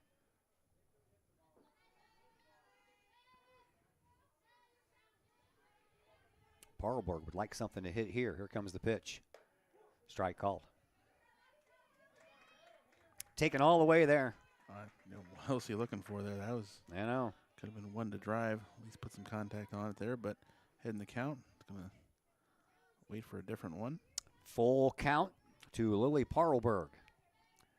Renzabot ready, brings it home, and a shot back into the stands, but this time it goes over the stands. So we'll do it all over again.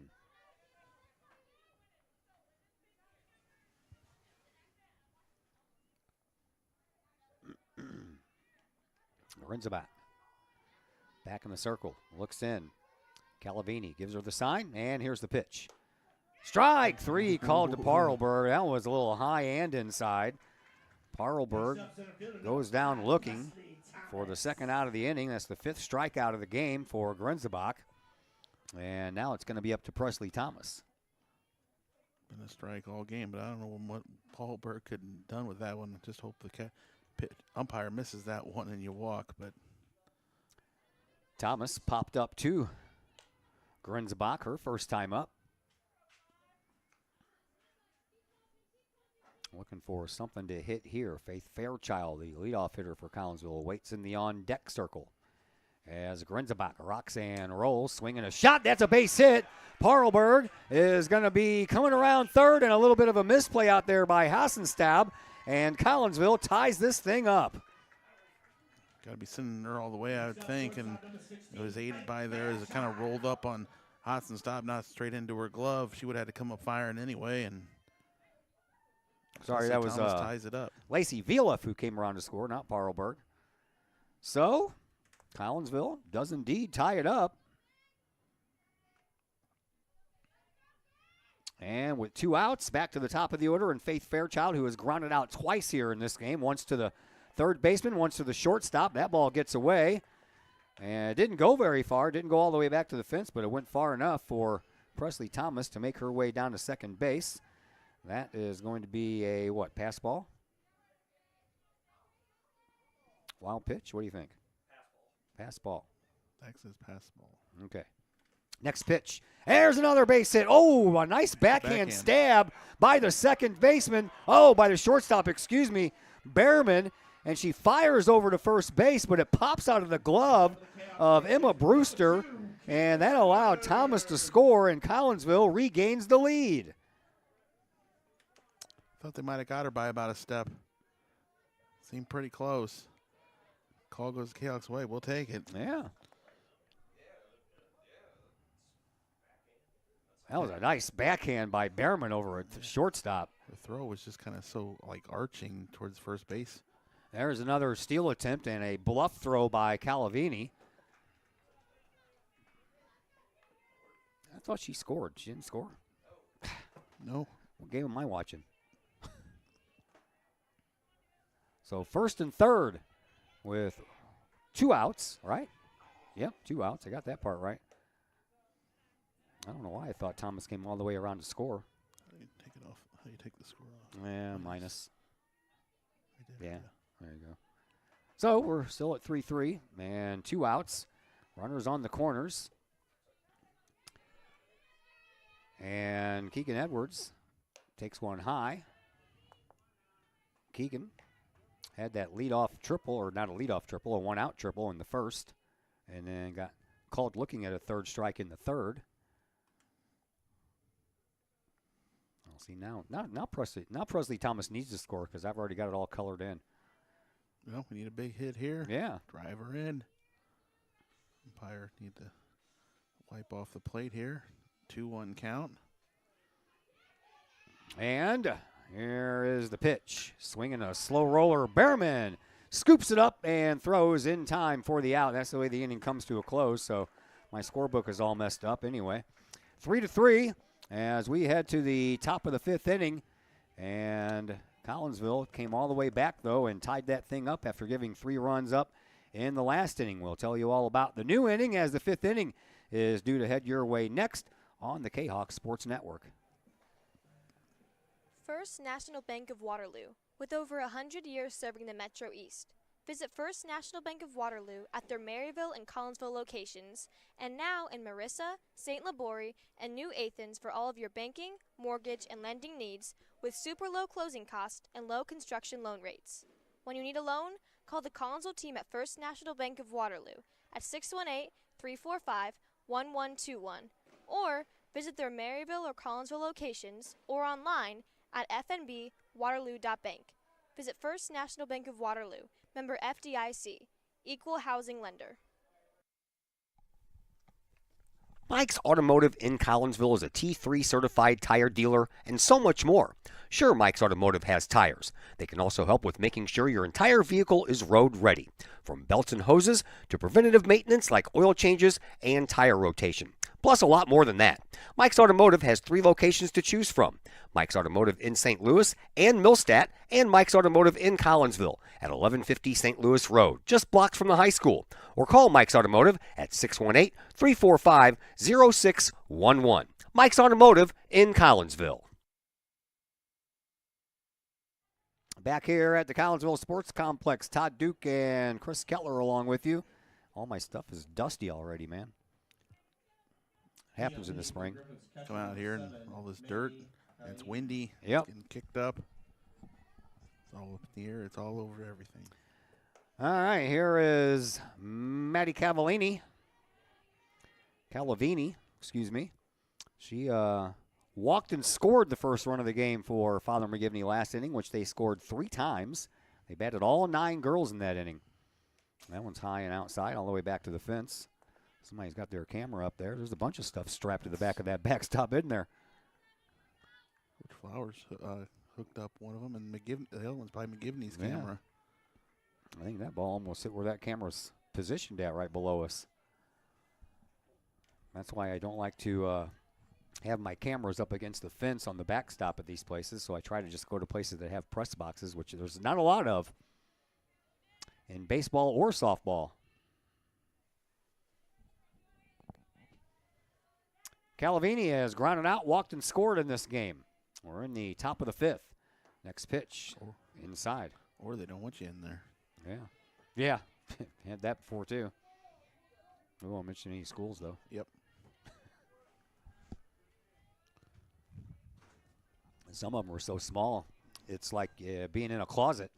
Here's the next pitch, swinging a little pop-up and a little one-hop scoop there by Audrey Shimwell and a little underhander over to Keegan Edwards, and that becomes the first out of the inning. Not bad. I think she thought she might have been able to catch it on the fly there, but it all kind of worked out because she was able to get it on the scoop and make the throw over to first. Yeah. Glad it worked out in her favor. Why is that not taken there? Oh, wrong one. I was trying to go for outs, and they ended up hitting the inning one. All right, so here is the pitcher, Avery Grinzenbach, and she'll look at one high and outside. Avery has popped up, and she has a RBI single and came around to score in that 3-run 4th inning. I still didn't hit it right. Well, sometimes you have a good day, sometimes you don't. That's what happens to you when you have 2.5 weeks off. Here's a pop-up for Shimwell, and she'll handle the first 2 outs. Next up, shortstop number 4, Julia Berman. That one just popped up to her. Doesn't have to make too many other moves. No. Just be sure-handed and catch it and make this a quick half inning here. Julia Berman also scored. She scored the final run in that 3-run 4th inning. She reached on an error. And in her first at bat, she grounded out to the shortstop Faith Fairchild. The error was charged to Shimwell back in that 4th inning, but she reached on an error, or excuse me, she reached she grounded out to Faith Fairchild, is what I was trying to say, in the second, then reached on the air in the fourth. Hits one out of play here. Vielef trying to have a little 1-2-3 inning here after that rocky fourth inning. That pitch misses a little high. 1-1. 2 outs. No one on. 3-3 game.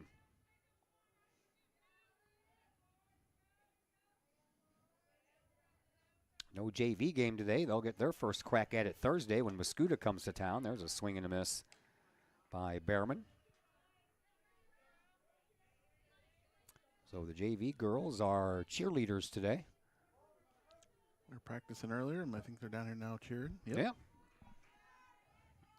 Swinging a foul ball back to the screen, yeah, because there's a Little League team over there on that field that JV usually plays on. They're over there practicing right now, no games. Underclass baseball headed to Bree Central today. Varsity will get going Thursday. 1 ball, 2 strikes the count to Julia Behrman, and now that'll even the count at 2-2 to the Griffins shortstop. She played a pretty good shortstop today, too. Just had that one throwing error, but she snagged that on the backhand. Looked good on the front end, not so much on the back end. Swing and a miss. And down on strikes goes Behrman. That is the 8th strikeout on the day for Allie Vielef. And a 1-2-3 inning after a rock and roll of a 4th inning. She settles down in the 5th. Collinsville will come up in the bottom of the 5th in a tied game. And thank you. We will be back to tell you all about the home half of the 5th inning after we take another timeout here on the Kahok Sports Network. Got vinyl? Rich's Record Emporium in Uptown Collinsville can take care of all of your vinyl needs and more. You can peruse through thousands of records, from country to hard-to-find jazz, and classic rock is always in stock at Rich's Record Emporium. Used vinyl, new vinyl, and hard-to-find vinyl. Don't forget to check out the audio room at Rich's, where you can check out the latest in audio gear, from new top-of-the-line speakers to turntables and receivers, plus all of the accessories. Rich's has t-shirts, record cleaners, turntable needles, wall art, and so much more. If you can't find what you're looking for at Rich's, they will do their best to find it for you. Don't forget to mention seeing this ad on the Kahok Sports Network for a 10% discount at checkout. Rich's Record Emporium, 131 West Main Street in Collinsville, or call 618-795-1333 or online at richesrecordemporium.com. Back here at the Collinsville Sports Complex, my name is Todd Duke. Chris Kettler on the other microphone. He's also in charge of the scoreboard here, too. Chris is very rarely you find Chris not pulling double duty somewhere. Bailey Dimmick lead things off. Well, you're a true multitasker. Well, this is the only one where I can do the scoreboard and join you. Yeah, that's true. Kind of hard to do that at Fletcher Field or Fletcher Gymnasium, because we are separated by about probably 75 to 100 feet. Yeah, or at the football game. Yeah. Well, we're only separated by about 10 feet there. Here is Bailey Dimmick, who has struck out and walked in this game. It'll be Dimmick, Mode, and Vielef, the middle of the order. The 3, 4, and 5 hitters anyway. Kind of the middle. And a partial swing there. She held up. Umpire said it was a ball, so 2-0 is the count to the Kahok catcher, Bailey Dimmick. Let's know where that one was in the pitcher, and I don't blame her. Not getting too many calls down low. Grenzebach ready with the next, and Dimmick takes that one high. And Dimmick ahead in the count 3-0. Already had a chance to talk to Bailey during the senior signing day festivities last month at the auditorium. But we'll have a chance to catch up with her a little later this year for the senior interview portion. That one's right down the middle, as Dimmick was taking all the way. 3-1 now.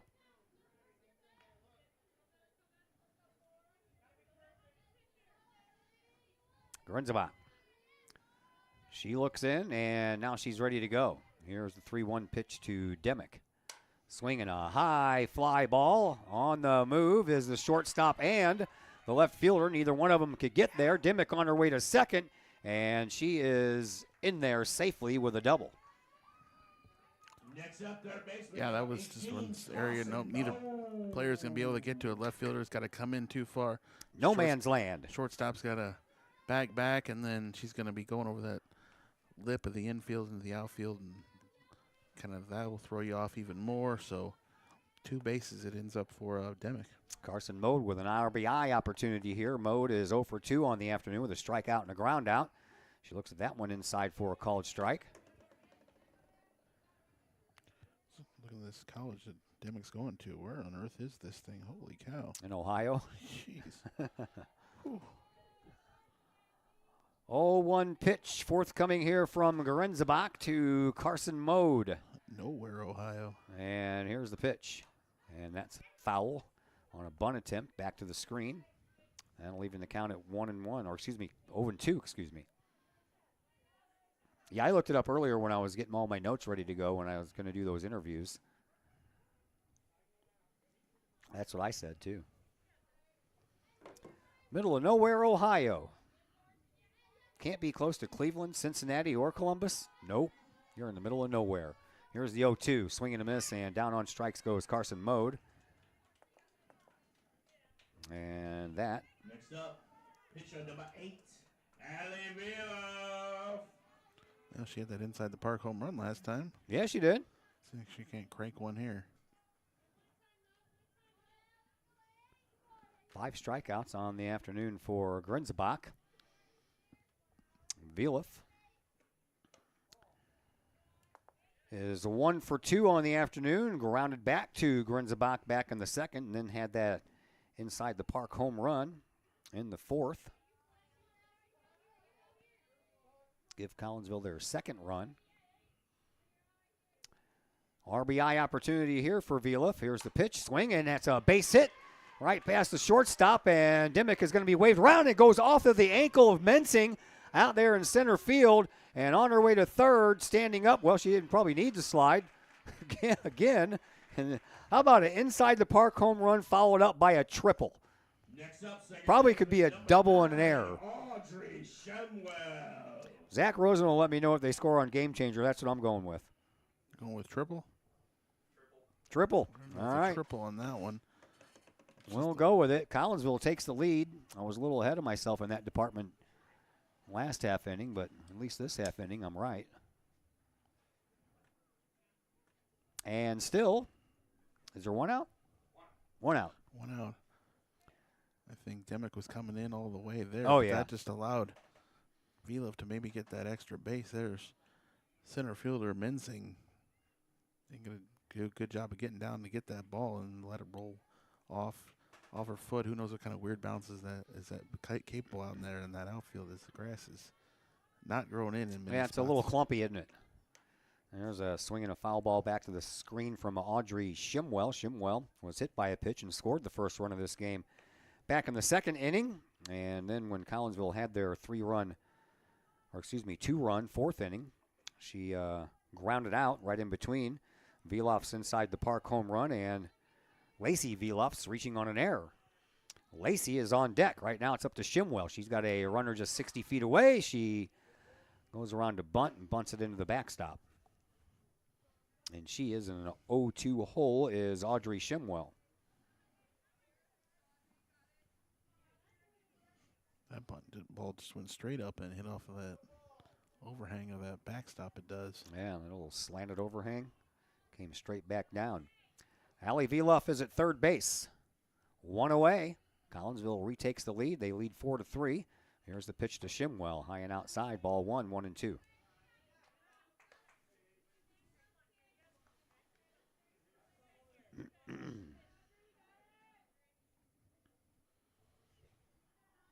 Grunzabach. Ready in the circle, and the 1-2 pitch to Shimwell on the way. Swing and a miss. Down on strikes goes Shimwell. Second strikeout of the inning, but a couple of hits given up. Fifth strikeout of the game, or excuse me, the sixth strikeout of the game now for Grunzabach. And here is Lacey Vieloff, strikeout victim in her first at bat, reached on an error and scored in her second at bat. It was in that two-run fourth inning for Collinsville. That one's a little high and outside. Ball 1.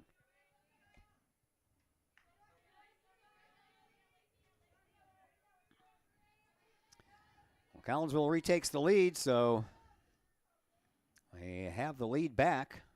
They'd like to add another one on here, that's for sure. Lacey Vieloff awaits the pitch, swing and a miss at a ball outside. 1-1.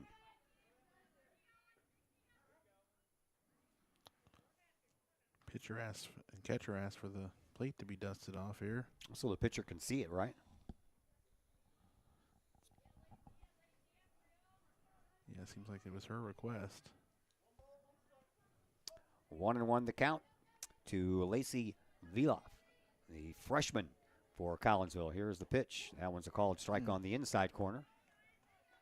Presley Thomas is the other freshman on the varsity roster.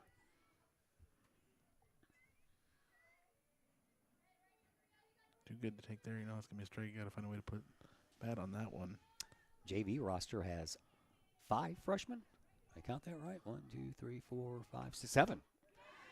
Swing and a miss, and down on strikes is Lacey Vieloff. So back-to-back. She struck out the side, actually, did Grinsbach. And the inning comes to a close. Collinsville, though, does get a run off of 2 base hits, and no errors committed in the inning, and a runner left on base. We will head now to the top half of the 6th inning. And Collinsville now back out front by a score of 4-3, and we'll tell you all about the 6th inning when we come back from a timeout here on the Kahok Sports Network. Herald Square and Cold Herald, 2 great additions to the Collinsville landscape. Next to the Old Herald Brewery and Distillery, Herald Square is a new outdoor multi-use event space in Collinsville. Concerts, fun and games, farmer markets, and so much more. Herald Square, a great space for Collinsville's future. And just off the square's turf, Cold Herald, old-fashioned scooped ice cream gelato, house-made recipes, and premium sourced product. If you're over 21, ask about the good stuff at Cold Herald. Watch Collinsville grow. Herald Square and Cold Herald, 2 great new additions, only in Collinsville, Illinois. The Collinsville Area Community Foundation is our community's charitable foundation. We connect people, support programs, and guide resources to help our community thrive. Our board is made up of local leaders that donate their time and expertise to identify opportunities for long-term community impact in and around Collinsville. Find out more about scholarships, grants, and ways to give back to the city we love by visiting CollinsvilleFoundation.com. And once again, we welcome you back here to the Collinsville Sports Complex. Todd Duke, Chris Kettler along with you. 4-3 Collinsville with the lead after that 1-run 5th inning by the Kahawks. And it'll be the bottom part of the order coming up here for the Griffins. Nora Mensing will lead things off. And she looks to one high and outside. It'll be Mensing, Hassenstab, and Brewster. If anyone can get on, the number 9 batter, Molly Strack, will have a chance to bat. Mensing has 2 singles to her credit here this afternoon. She was thrown out at third, trying to move over there earlier in the 2nd inning, and then she singled and made it down to second base. It was an RBI single for Mensing in that 3-run 4th inning, but then she was left at second base. All right, gonna come out here and talk to Vieloff. She's been rattling the bat, the offensive side, the offensive, or the inside the park home run, and then the RBI triple. Yeah. So made up for the 3-run inning she gave up here, but Coach sees something early in this one here. After the first 2 pitches are down in the dirt. Umpires going to talk to each other too. Well, they got a chance. Yeah, you don't want to give the game right back after you just took the lead, that's for sure. She's seen something here, so can I come out here and talk real early? Holinfield comes in and talks, and ready to go. Yeah. Conversation didn't last long enough for the umpires to go out there and force the issue. They were having their own conversation. And that conversation between the 2 umpires broke up just before they ended the conversation in the pitching circle. So Mensing is ahead in the count, 2-0. And Vieloff ready to go. And that one's inside, but it's a called strike. 2-1.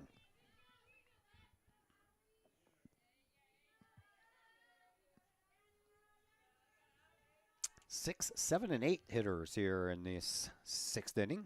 Swing and a miss, and we go from 2-0 to 2-2.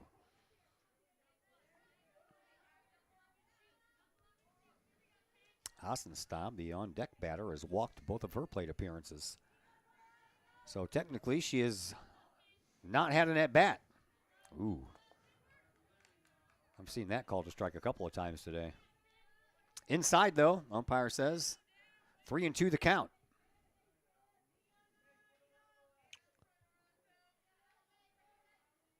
Viliff, she's ready to go. Here's the pitch. That one's outside. Walked her. Yeah, you didn't want to do that. No, it's going to set the tone for the whole inning here. Probably the early walk. Fourth walk issued today by Viliff, and that'll bring up Hassenstab, who has 2 of those 4.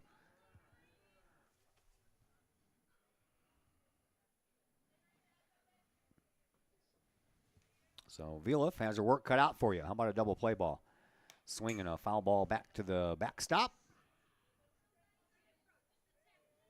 It's a nice start, though. Got a little swing and a miss out of it.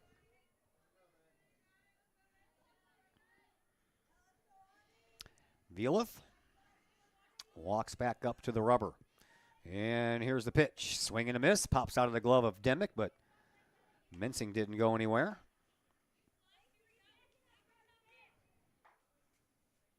And in an 0-2 hole is Annie Hassenstab, the right fielder for the Griffins.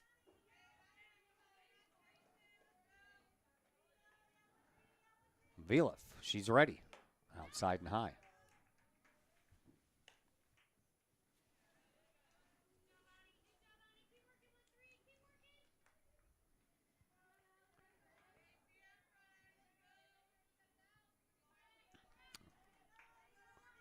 Hassenstab steps back in and fouls one back to the screen. Had a good cut. Count stays at 1-2. Spoiled that one a little bit. That was going to be a good pitch in there.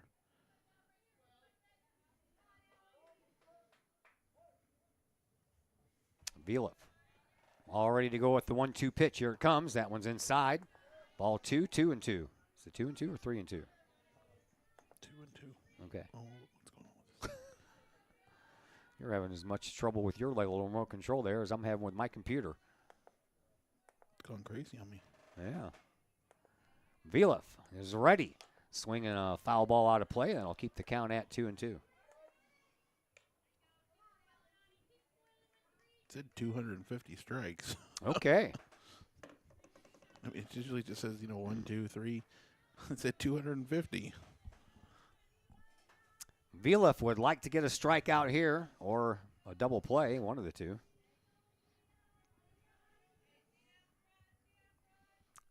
And the next pitch, swing and a miss, and down on strikes goes Hassenstab for the first out here of this inning. Next up, first baseman number 21, Emma Brewster. And the 9th strikeout on the afternoon for Viliff.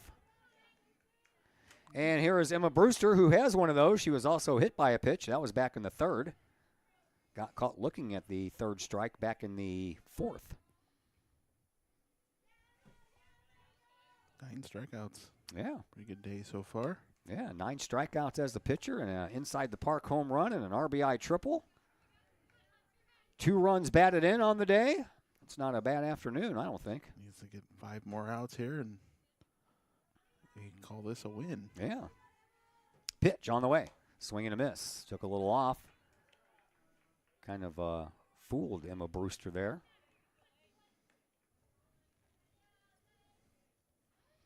Number 9 batter in the order for Father McGivney. Molly Strack waits on deck. And here comes the 1-1. That one's just a little inside.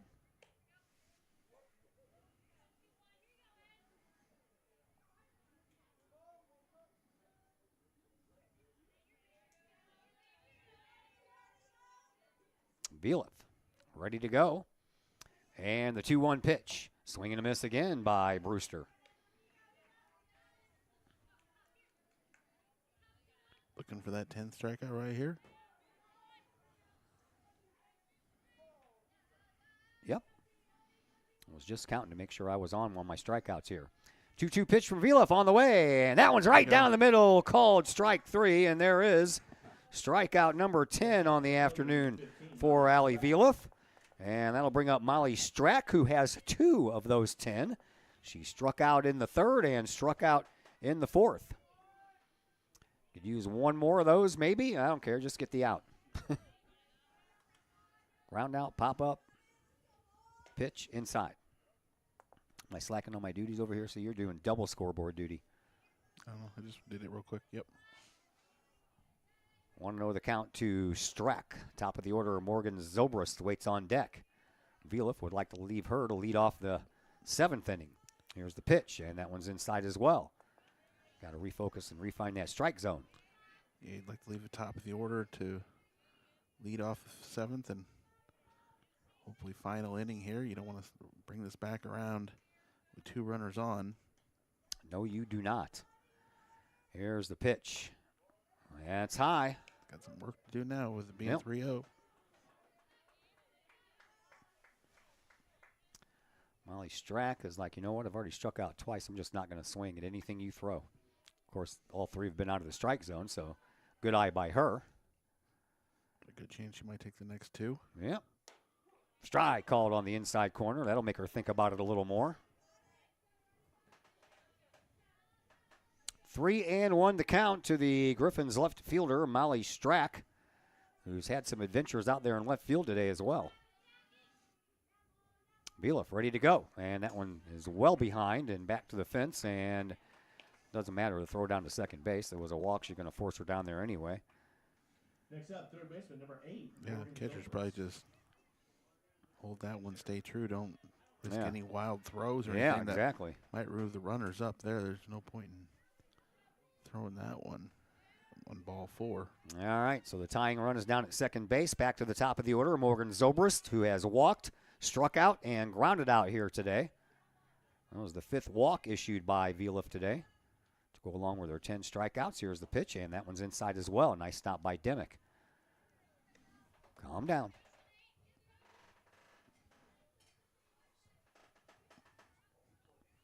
Getting some encouragement from the dugout. Well, they can do at this point. They came out and had a visitor at 2 pitches in, so they can't come out to her again. That one's a little high, so Vielif might be running out of juice out there into her 6th inning of work here in the first game of the year. Parlberg was warming up earlier, but she's not right now, and Zach Roseman says that is pitch number 120. Yeah, that's wow. Only the 6th inning. That's a lot of pitches. 3-0 now the count to Zobrist. 2 walks and 2 strikeouts in the inning. We just need 1 measly out to get out of this inning and take our chances with batting in the bottom of the 6th. Vielif is ready to go, and that one is in there for a strike. Did the same thing to Strack, but lost her. Zobrist probably taking here on 3-1 as well. Vielif is ready, and the pitch is outside. Bases loaded. Next up, second baseman, number 5, Well, Alexa Jones. Created herself a bit of a jam here. Yeah, sure did. All you can do here is have the infield come in here and take a little break. They can talk to her. Can't have the coaches come out here unless you're ready to make a change. That'll bring up Alexa Jones. Alexa Jones has struck out in all 3 of her at-bats today.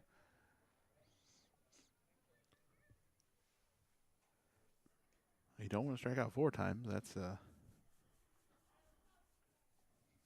something. All 3 times swinging, too.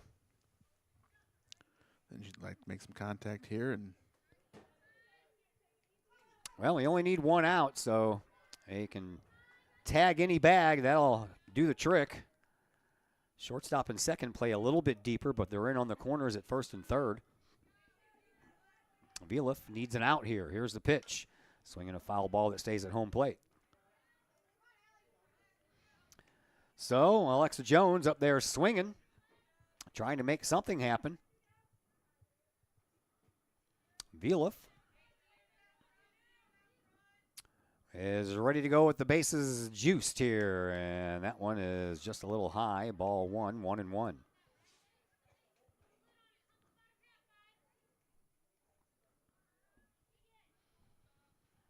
Allie Vielif looks into Billy Demick. Flashes her the sign that she received from the dugout, and Vielif is ready to go. Here's the 1-1 pitch. Swing and a shot up the middle, and that is going to untie this game. They're going to hold the runner up at third as that ball made it out pretty quickly to Presley Thomas out in center field, but We are now tied at 4. She might have had a hard time throwing that one in. They might have sent the runner in, but the ball hit the lip of the infield there and just popped up perfectly. Sure did. To land on Thomas's hand there, and they might have sent the runner in from third if that didn't happen. Well, now we're in a tie game once again, and here is Maddie Calavini, the catcher, who has grounded out twice and walked and scored once. Here's the pitch. Swinging a chance for Mode. She scoops it, fires over to first base for the out, but the one run does count when it comes across, so we are tied 4-4 as we head to the bottom of the 6th inning. Collinsville is going to have an opportunity to see if they can untie this thing and force the issue, if you will. We'll tell you all about the home half of the 6th inning after we come back from a timeout here on the Kahok Sports Network. VFW Post 1117 in Caseyville is one of the area's longest-running VFW posts. VFW Post 1117 in Caseyville is your place to meet and join other area veterans. Plus, VFW Post 1117 in Caseyville offers all kinds of activities to help our veterans, as well as engaging the public with fun, food, fellowship, and a great time for great causes. Blood drives, fundraisers, raffles, and a Queen of Hearts drawing every Wednesday night. Plus, VFW Post 1117 in Caseyville has event space for your parties, celebrations, and other get-togethers. For more information, check out the VFW Post 1117's Facebook page or call the Caseyville VFW at 618-344-9878. Looking for a new place to catch the game with cold drinks and great food? Look no further than 1101 Bar and Grill in Caseyville. 1101 Bar and Grill features pizza, burgers, wraps, and salads, plus 7 large screen TVs to catch the latest Kahok games and all the pro sports across the spectrum, plus all the college football and basketball you can handle. 1101 Bar and Grill in Caseyville, 1101 Caseyville Road, right across the street from Kahok Stadium. Call 1101 Bar and Grill for carryout orders at 618-223-1332.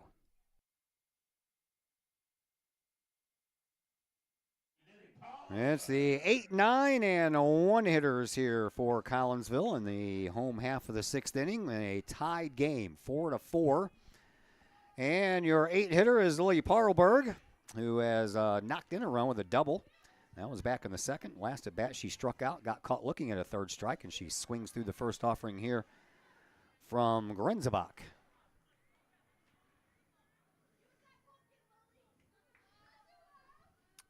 So, Collinsville trying to break the tie here. Need some base runners for that to happen. It'll be Parlberg and then Presley Thomas back to the top of the order, and Faith Fairchild as that one sails high. Both pitchers have pitched a lot of pitches here today. Yeah, Villavino was well over 120. Yeah. See how much longer they can go, especially if this thing goes into extras. Here's the 1-1. Strike called.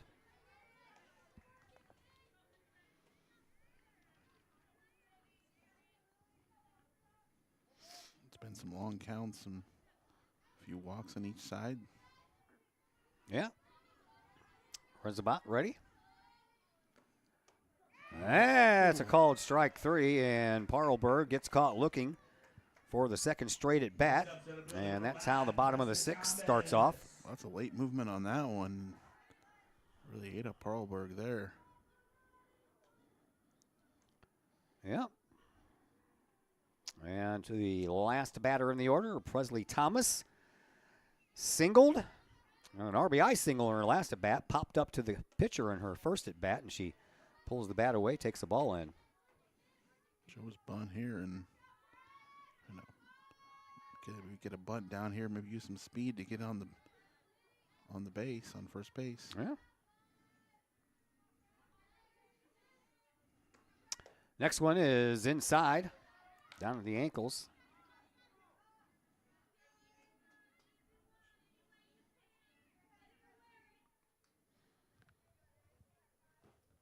And next pitch on the way, and that's a bunt, and it's going to get past the pitcher, but she scoops it up on the run and out at first base on a nice play there by Avery Grenzebach. Yeah, it was all in scooping it. That's the only chance she had with it was just to scoop it with her glove, and then She kind of held on a little too long before she finally threw it to first I keep base. on hitting the wrong number. Or the wrong box. All right, 2 away. Back to the top of the order we go in Faith Fairchild. Faith singled her last at bat, grounded out in the previous 2 before that. Once to shortstop, once to third. Base is empty. Swinging a little foul ball that just trickles down the third base side. Fairchild was left down at second base when she singled in the fourth. Grounded out to the shortstop Behrman in the first, and grounded out to the third baseman Zobrist in the third. Runzabach ready to go, and a swing and a shot over the third baseman Zobrist's head, and looked like she was like waving at it with both arms. She's even recreates it out there. She's chuckling at herself. So back-to-back hits for Fairchild. We'll put a runner at first base for Collinsville. And a chance here for Keegan Edwards. Runs the back, ready, outside, runner goes, and the throw got just slipped out of the hands there. Calavini, as that ended up bouncing right in the pitcher's circle. Did she? I think she held on to it too long. Is that what it was? I think so. Yeah, I think she maybe changed her mind about throwing it down there and just tried to send it back to where the pitcher was going to be, but she was already ducking out of the way and was in no position to receive the ball back. Fourth stolen base on the afternoon for Collinsville as Edwards fouls that one out of play. Keegan tripled in the first inning with 1 out and was stranded, struck out in the third, and then grounded out to Behrman in the fourth.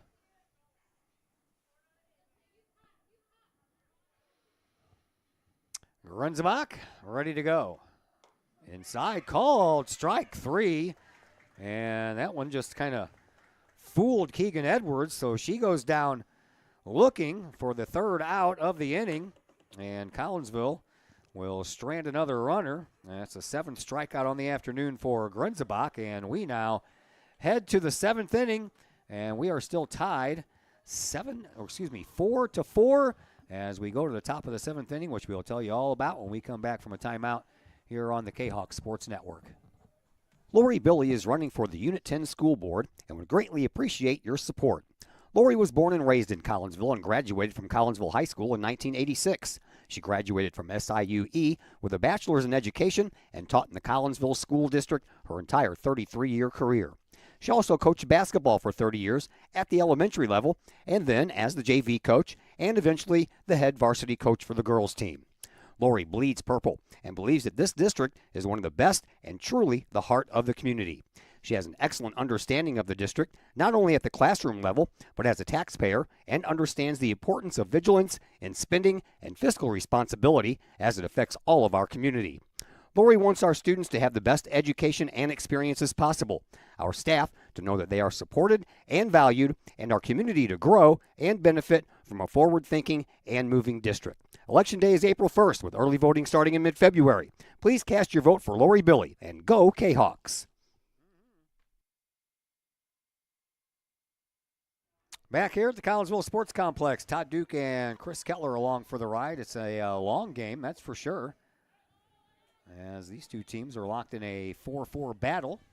Grenzebach will lead things off against Ali Vielef, and high and outside it goes. Grenzebach has popped up twice, singled and scored. That was back in that 3-run 4th inning for Father McGivney.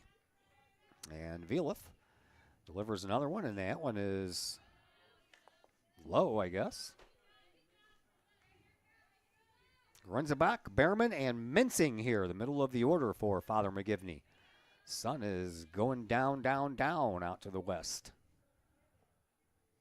And the next pitch, swinging a high pop fly into foul territory, and Keegan Edwards makes the catch in foul territory for out number 1. Yeah, way to get there and find that ball and get up under and make the catch there. Yeah. It's going to be a bit of a tough sun field out there.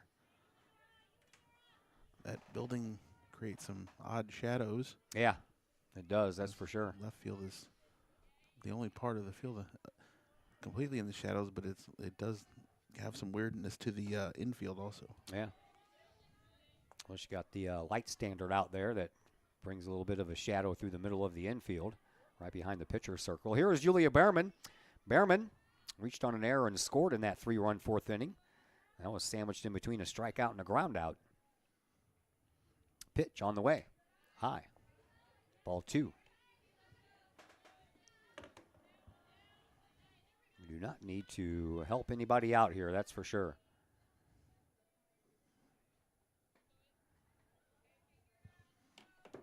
And the next delivery on the way. Swinging another pop fly. This one is earmarked for Shimwell at second. There you go. She brings it in for out number 2.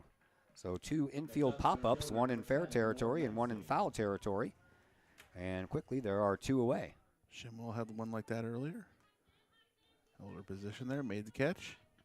That'll bring up Nora Mensing. Mensing has been on base all 3 times today. 2 singles and a walk, and she scored the tying run in the top of the 6th. That's why we are at where we are, 4-4. Pitch inside. Hold them right where they are and come back and walk this thing off, right? Yeah, I got Dimmick leading off. Yeah. Maybe she can crank one and make it quick. Wind's still blowing out to center, but it looks like the miles per hour may have calmed down. There's one up the middle. It's handled by Shimwell. She's going to have a long throw, and she pulls Edwards off the bag, but I think Mensing was going to be safe anyway. It was such a slow roller through the infield. And then Schimmel had to get it way back behind the bag. No chance to make that throw in time. That, I believe, is the 5th base hit of the afternoon for Father McGivney. That'll bring up Annie Hassenstab, the right fielder. 2 walks and a strikeout is what she's done today at the plate. She looks at one inside.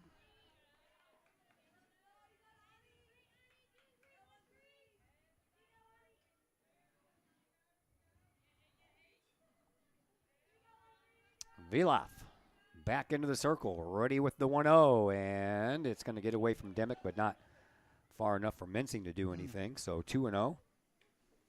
Wasn't even going to try to get the second base there. Didn't quite go far enough. Yeah.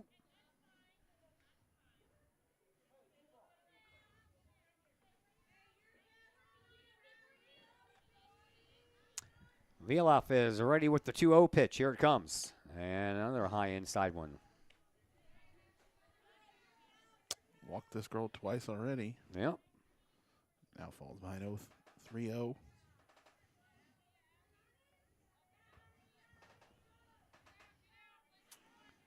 She has 2 walks and 2 base hits. Sorry, I was looking at the next batter in line. And that one's a called strike. 3-1 the count. Oh, no, I was in the right spot. Annie Hassenstab. Yep.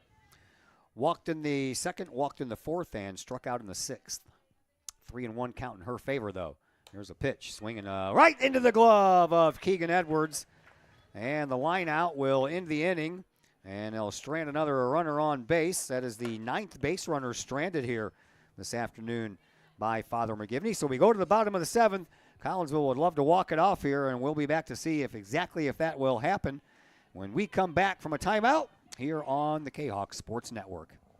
Got questions about Medicare? If you're approaching the age of 65, the answer to that question is a resounding yes. Bill Holton is a former Collinsville Raider and Kahok football player and is now an independent broker with Senior Health Plans. And he can answer all of those tough questions when it comes to Medicare. Which plan, which part, what's covered, and what's not. If you're approaching the age of Medicare and need those questions answered, let Bill Holton get you those answers. Bill Holton with Senior Health Plans. Call him today at 618-978-2306 or email Bill Holton at william.holton@yahoo.com.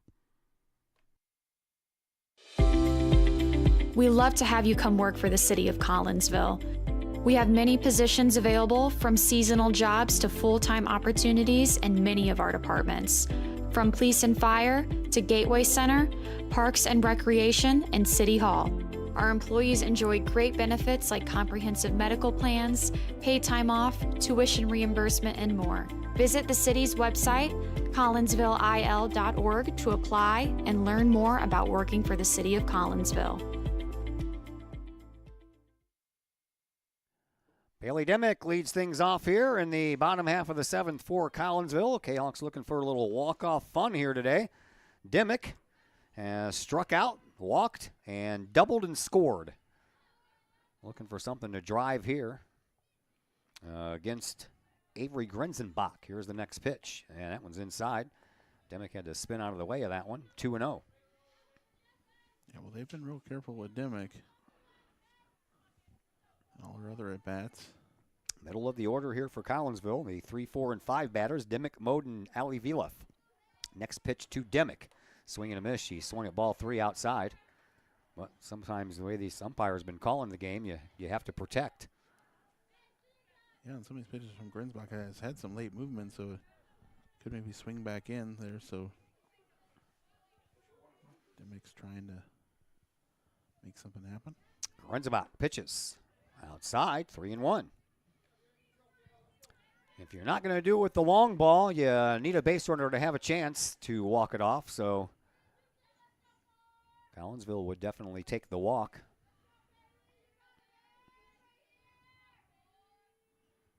Grensbach ready with the next to Dimick. Inside, walked her. There's your winning run at first base.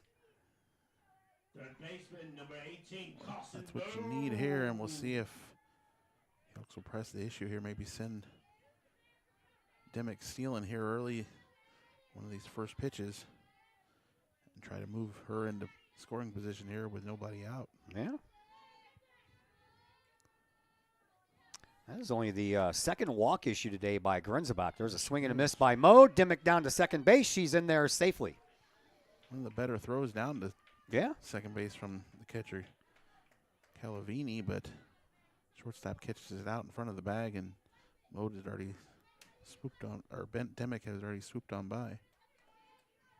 We're going to get to the point where these shadows are going to start messing with my webcam, which doesn't automatically adjust to the light outside. Mode with an opportunity to walk it off here with a good placed base hit. Instead, she fouls one right off of the roof here. And quickly in an 0-2 hole is Carson Mode. I know the plan. The plan is to move her over. That's what they wanted to do, but now 2 strikes. Yeah. Pull the bunt off now, especially with the cleanup hitter up there. Mode is 0 for 3 on the day. 2 strikeouts and a ground out. Grenzebach ready to pitch. Outside. Ali Vilef waits on deck. Bailey Dimick stands down at second base. Nobody out. Chance for Collinsville to walk out of here with a win on opening day. Here's the 1-2 pitch to Mode. Swinging a shot right back to the pitcher. She drops it, picks it up, throws over to first base. It gets underneath the glove. Dimick is going to go home, and this game is over. Collinsville wins on a walk-off error by the Father McGivney Griffins, and the Kahawks win it by a final score of 5-4. Well, unconventional way to win there. They could have at least gotten the out and kept the game going there, but the Griffins end up throwing the ball away, and everybody's able to keep on running, and Dimick comes in and scores, and the Kahawks pick up the win. Yeah, well, that's all. Sometimes that's just the way it works out, and that's the way it worked out for Collinsville today as the Kahawks pick up a big win here in their first game of the year, a big 5-4 win. Exciting fashion. I guess you can say it was exciting. Yeah, exciting ending there. Yeah. To walk it off. Yeah. We'll take it. We'll take it any way we can get it, right? 5-4, the final score. Collinsville wins it. Time for us now to transition to the post-game show, brought to you by Chiropractic Works in Collinsville, owned and operated by Dr. Chris McCluskey. He and his crew are focused on helping as many people as possible live high-quality lives, all through chiropractic care and wellness. You can visit Dr. McCluskey at Chiropractic Works in Collinsville, 410 Regency Center, just off of the Beltline Road in Collinsville. Give them a call at 618-343-3602 or online at chiropracticworkscollinsville.com. Post-game show comes your way next on the Kahawk Sports Network. I'd like to introduce you to some incredible new technology we have available here at Chiropractic Works. The machine is known as an InvisiRed lipolaser machine. The InvisiRed machine emits a red light and red laser that combine in unison to go through the skin layers into the adipose or fat tissue and cause the cells to go ahead and metabolize themselves. The Invisared technology is the only machine that's FDA approved for fat loss, stimulates collagen and elastin, improves the function of the lymphatic system, boosts metabolism, and increases metabolic response. Typical response after the very first treatment is 1/2 to 2 inches of loss in body measurement. So if you think that this technology could help you accomplish any weight loss or aesthetic goals, we would be glad to have you come in for a consultation, get a first treatment, and experience the amazing benefits that Invisared offers.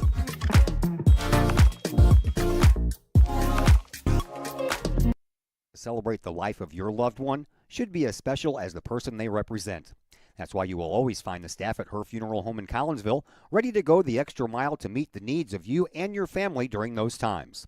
For over 100 years, Her Funeral Home has been there for Collinsville and the surrounding communities. Of the many arrangements made after losing a loved one, the first is the selection of a funeral home. The staff at Her Funeral Home in Collinsville can help with that planning. Call Her Funeral Home in Collinsville at 618-344-0187. Her Funeral Home, serving Collinsville families for over 100 years. 618-344-0187. All Pro Tees in Caseyville is your place for custom apparel and has been for over 20 years now. Why? All Pro Tees can handle any size project, big or small, and they specialize in large group orders. At All Pro Tees, quality is #1 on their list of priorities, as is evident by their excellent service staff. Did we mention All Pro Tees has over 20 years of experience?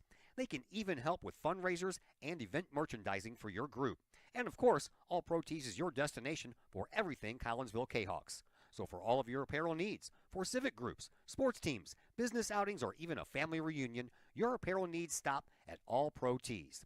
All Pro Tees in Caseyville at 2240 South Morrison Avenue. Online at allprotees.com. Right across the street from Kahok Stadium. All Pro Tees, 618-344-2200.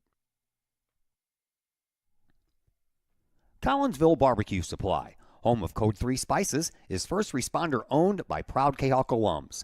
Located at 1966 Vandalia, Collinsville Barbecue Supply is your one-of-a-kind barbecue headquarters that focuses on everything barbecue and cooking, providing the best American-made barbecue grills, in-person class instruction, smokers, rubs, sauces, accessories, and cooking expertise from professional barbecue experts, including an in-house chef and pitmaster.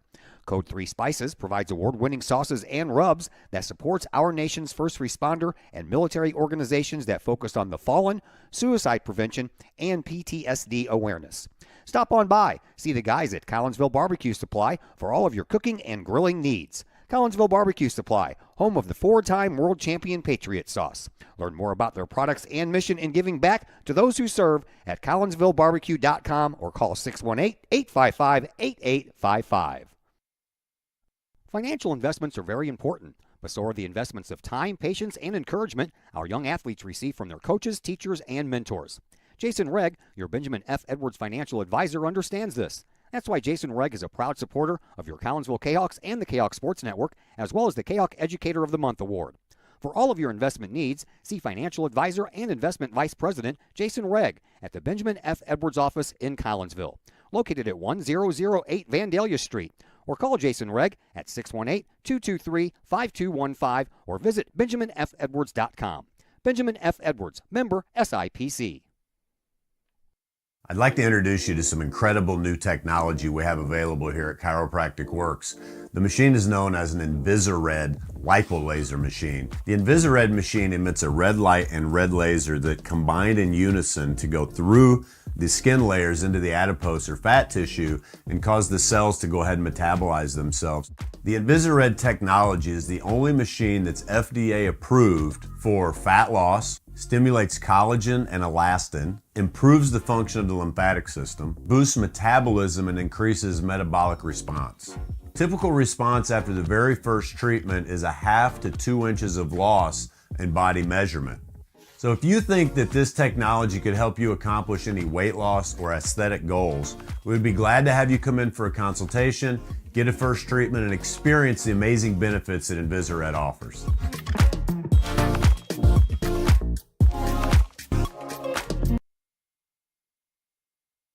And once once again, we welcome you back into the Chiropractic Works post-game show here on the Kahok Sports Network. Lady Kahawks win this one here tonight.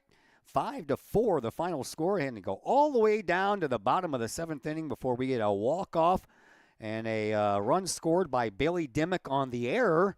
That was charged to the pitcher, Avery Grenzenbach, in that bottom of the 7th inning. Otherwise, we would still be playing. So we have a player of the game, and that would be one Mrs. Ali Vila. Ali, how are you? I'm good. All right. Well, let's talk about your game here for a little bit because you had a whale of a game both in the circle and on the base paths. Let's talk about in the circle first. You had 10 strikeouts. Talk to me about the game that you just pitched. Definitely very difficult. I had to keep a hard mindset with my coaches and all helping me. And having the team behind me helped me so much. And you had that timeout called for a little while. You had to have the little circle talk out there because things started getting a little bit wiry for you as you kept on kind of missing that strike zone there for a little while. What did they talk to you about to get you to calm down during that point?